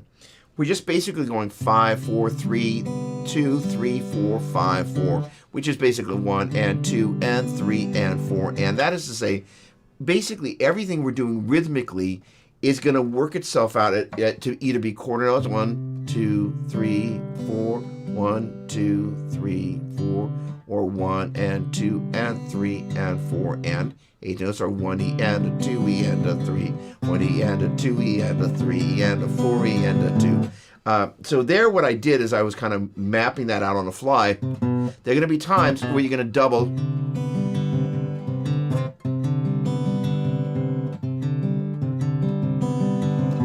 Right.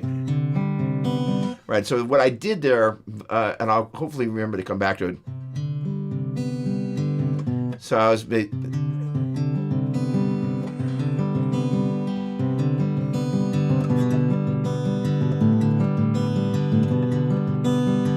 There were kind of double thumbs, so I basically was going 5, 4, 3, 5, 2, 3, 4, 5, 5, 4, 3, 5, 2, 3, 4, 5, 5, 4, 3, 5, 2, 3, 4, 5, 5, 4, 3, 5, 2, 3, 4, 5.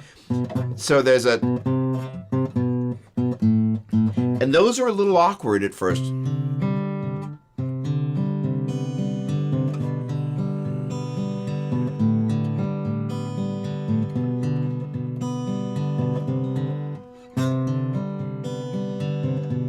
The other thing is,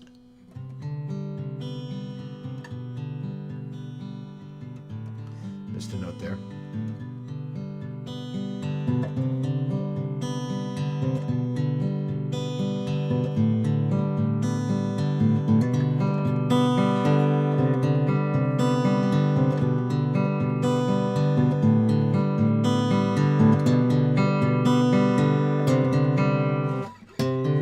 Now the other thing, that is, they play it at different velocities.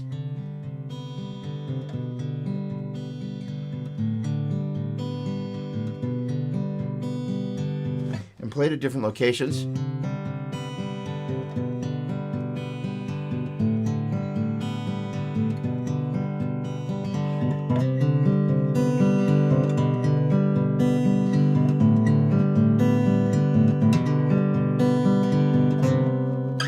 And just all of a sudden, there's all these different textures there. Like I said, it can be really hypnotic. All right, so so we got to quarter notes, eighth notes, and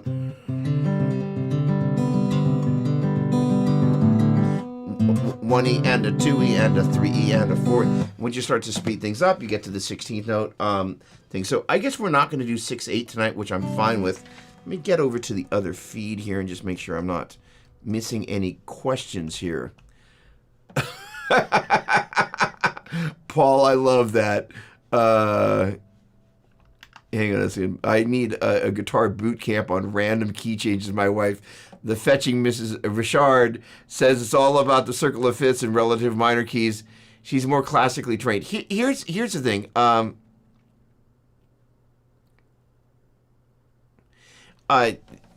There is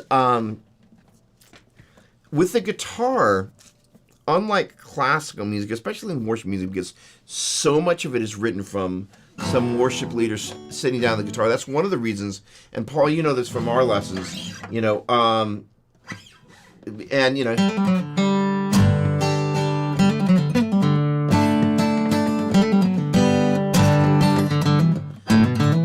wait a minute, sorry.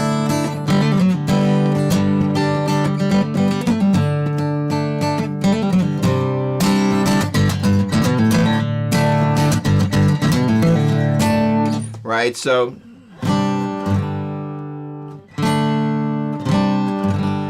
there are just things that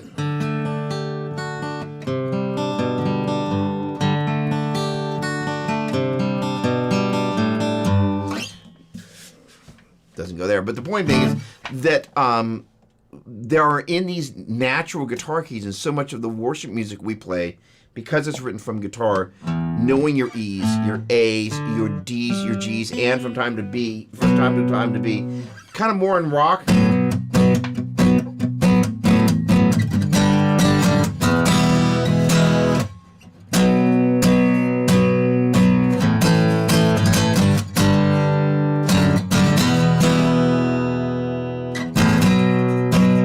Yeah, a little AC/DC, so it's right there. I'm not going to go all the way down there. And yes, Tammy, you can absolutely play guitar with 3 strings.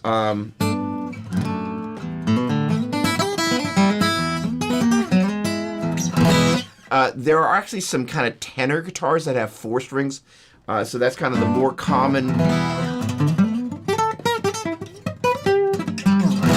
abbreviated version of it, but you could absolutely do that. Absolutely. And Keith Richards is known for, I think, on some of his kind of open tuning, I think sometimes just playing with 4 as well. So, all right, so 7:54, we're getting close to the end of the line here.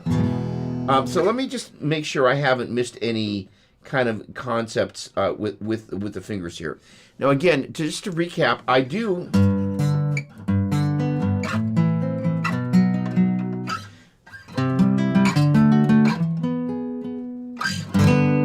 The concept of using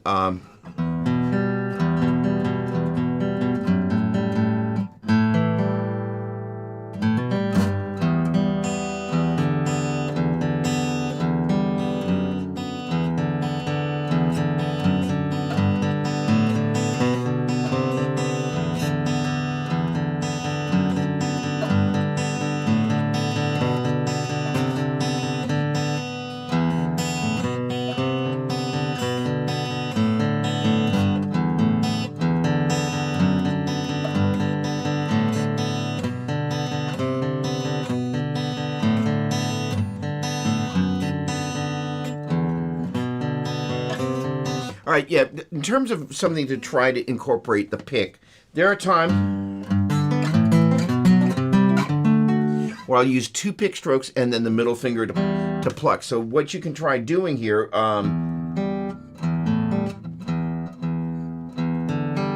is use the pick on the 6th and the 4th strings.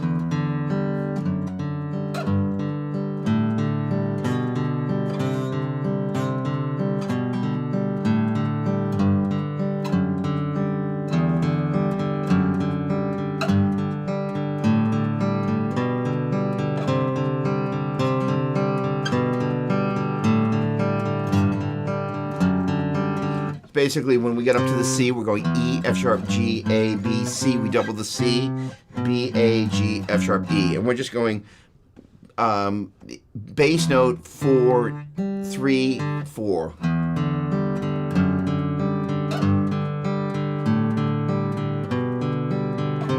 Double that C. Without losing time, I'm going to go up from the A.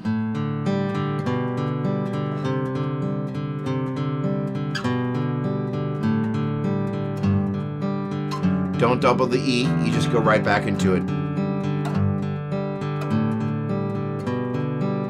Double the C.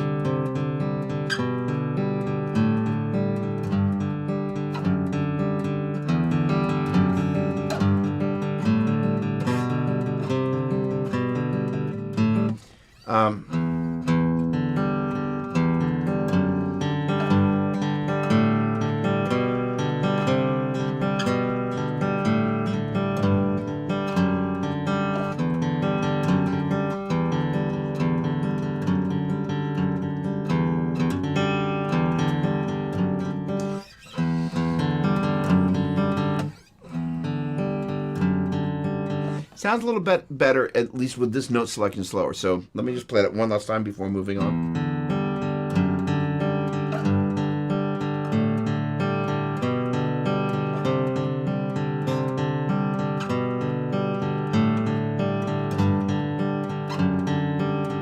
What's neat about those,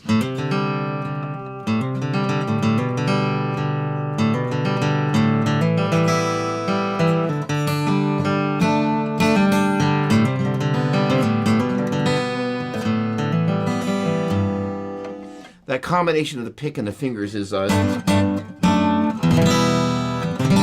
helpful to be able to, without having to kind of hide the pick there.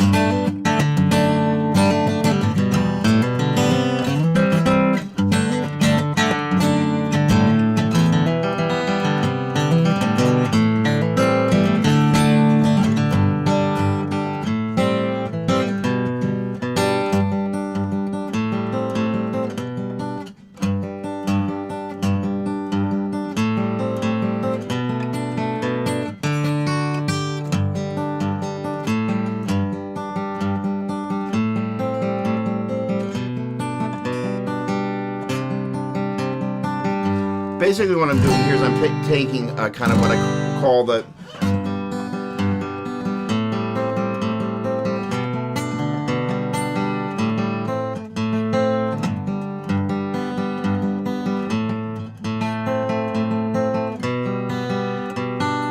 all right, we're gonna all right, what we're gonna do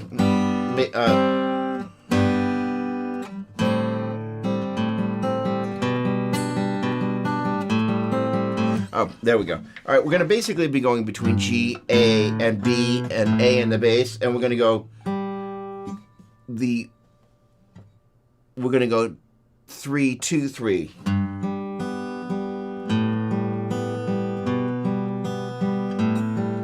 Again, the right hand's going to be picking the 6th, 5th, 5th, 5th, and we're going to be going 3, 2, 3, 3, 2, 3, 3, 2, 3, 3, 2, 3. But we're going to start off as we go between G and A. The G's going to have the open B string. When we go up to the A, we add the C at the 2nd fret there on the B string. When we go up to the B, we add the D there at the 3rd fret, back down to the A, back to the C there. Basically, we're going like this. At the same time, we're going. So you might just take a moment and go.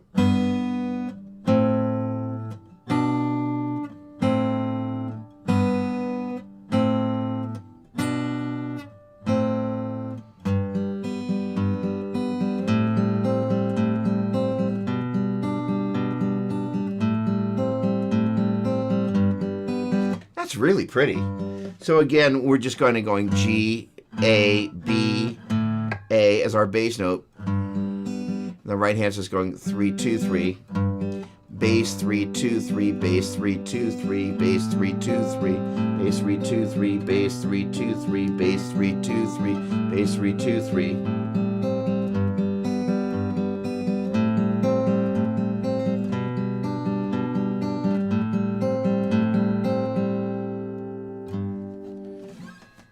That is nice. Oh, thanks, Headstock. Appreciate that. It's very mellow. Zachary, what's going on? Great to always be under leadership. I am about to leave. Have a great one. Zachary, thanks so much for hanging out. Got to work on my hybrid picking. You know, it's one of those things that, first of all, for anybody here, and that is, by the way, thank you very much, Headstock, is the name for this when you're kind of using the pick and the fingers, hybrid picking.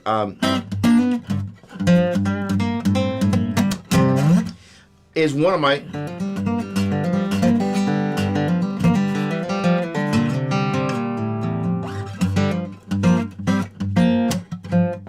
not very well played.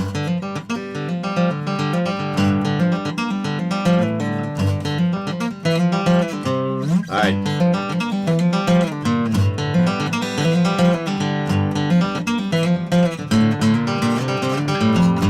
There are some really cool sounds hanging out in the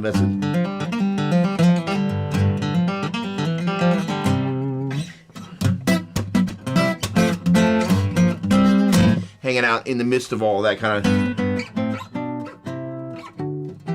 hybrid picking business. But I think the biggest convenience is to be able to go from some sort of thing where you're strumming, where you know you need to kind of not just... But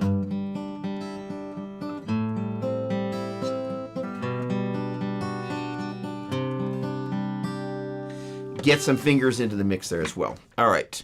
Paul, appreciate you sharing your knowledge. Paul, awesome time. Well, I really appreciate you sharing the feedback. You know, the funny thing is that if one were to... I'm actually really passionate about finger picking, but it's not something that's really in the forefront of my mind. But when I pick up the acoustic guitar,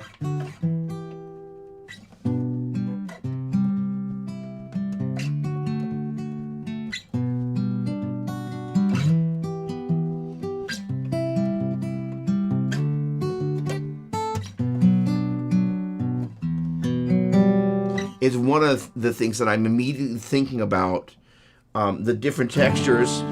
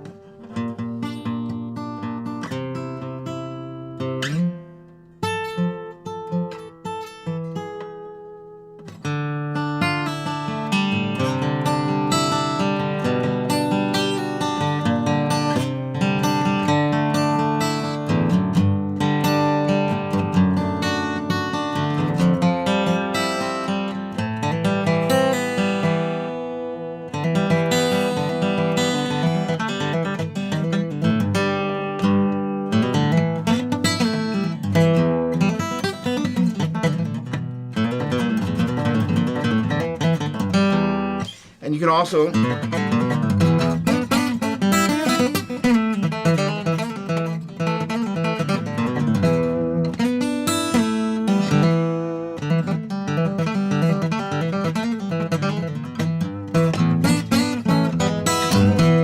incorporate into a little kind of a bluesy.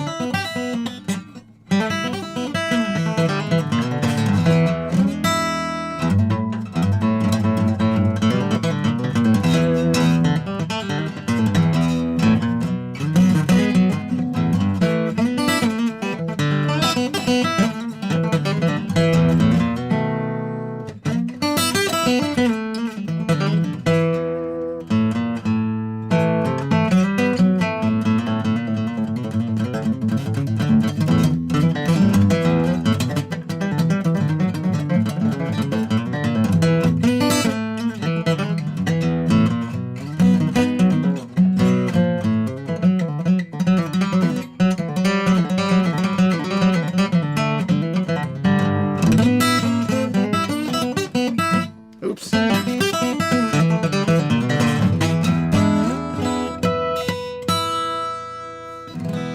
All right, ladies and gentlemen. What year is this guitar?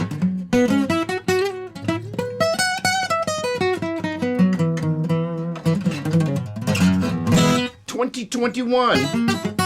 That was a very good year. So this is the Gibson G Rider. It's got this great little hole on the top here. I think I'm in the shotgun there, so you should actually be able to hear. It actually makes a huge...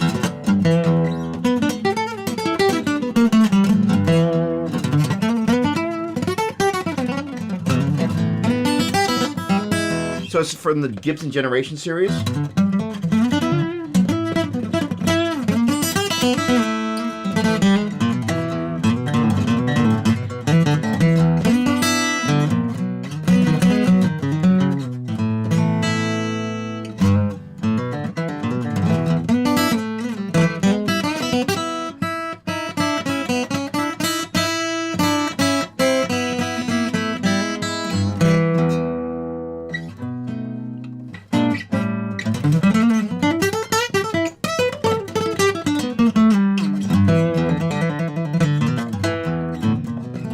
I digress.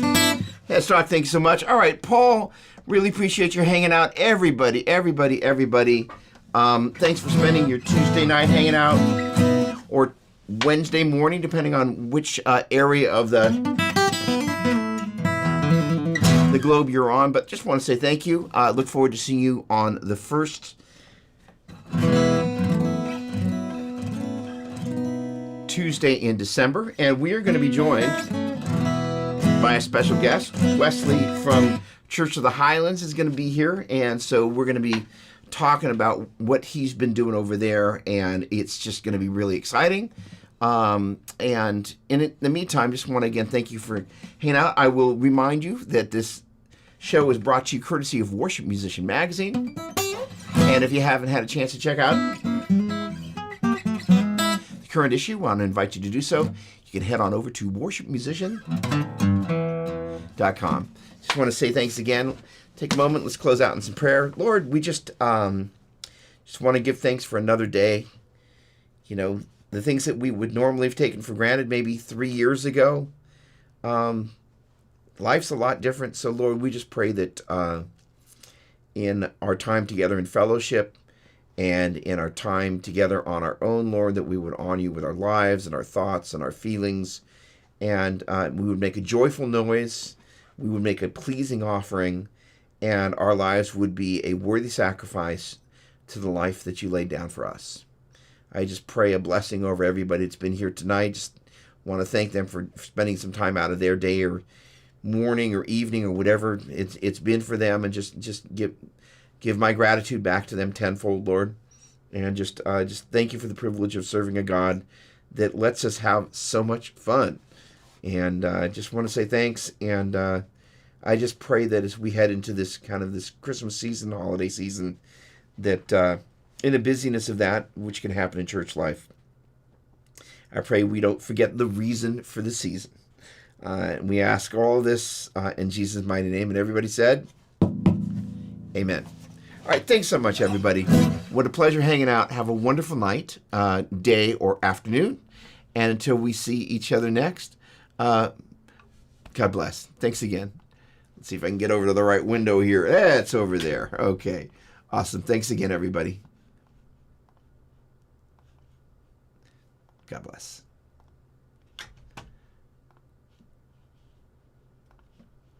Holy cow. How many times do I have to close that window? There we go. All right. Thanks again. Bye.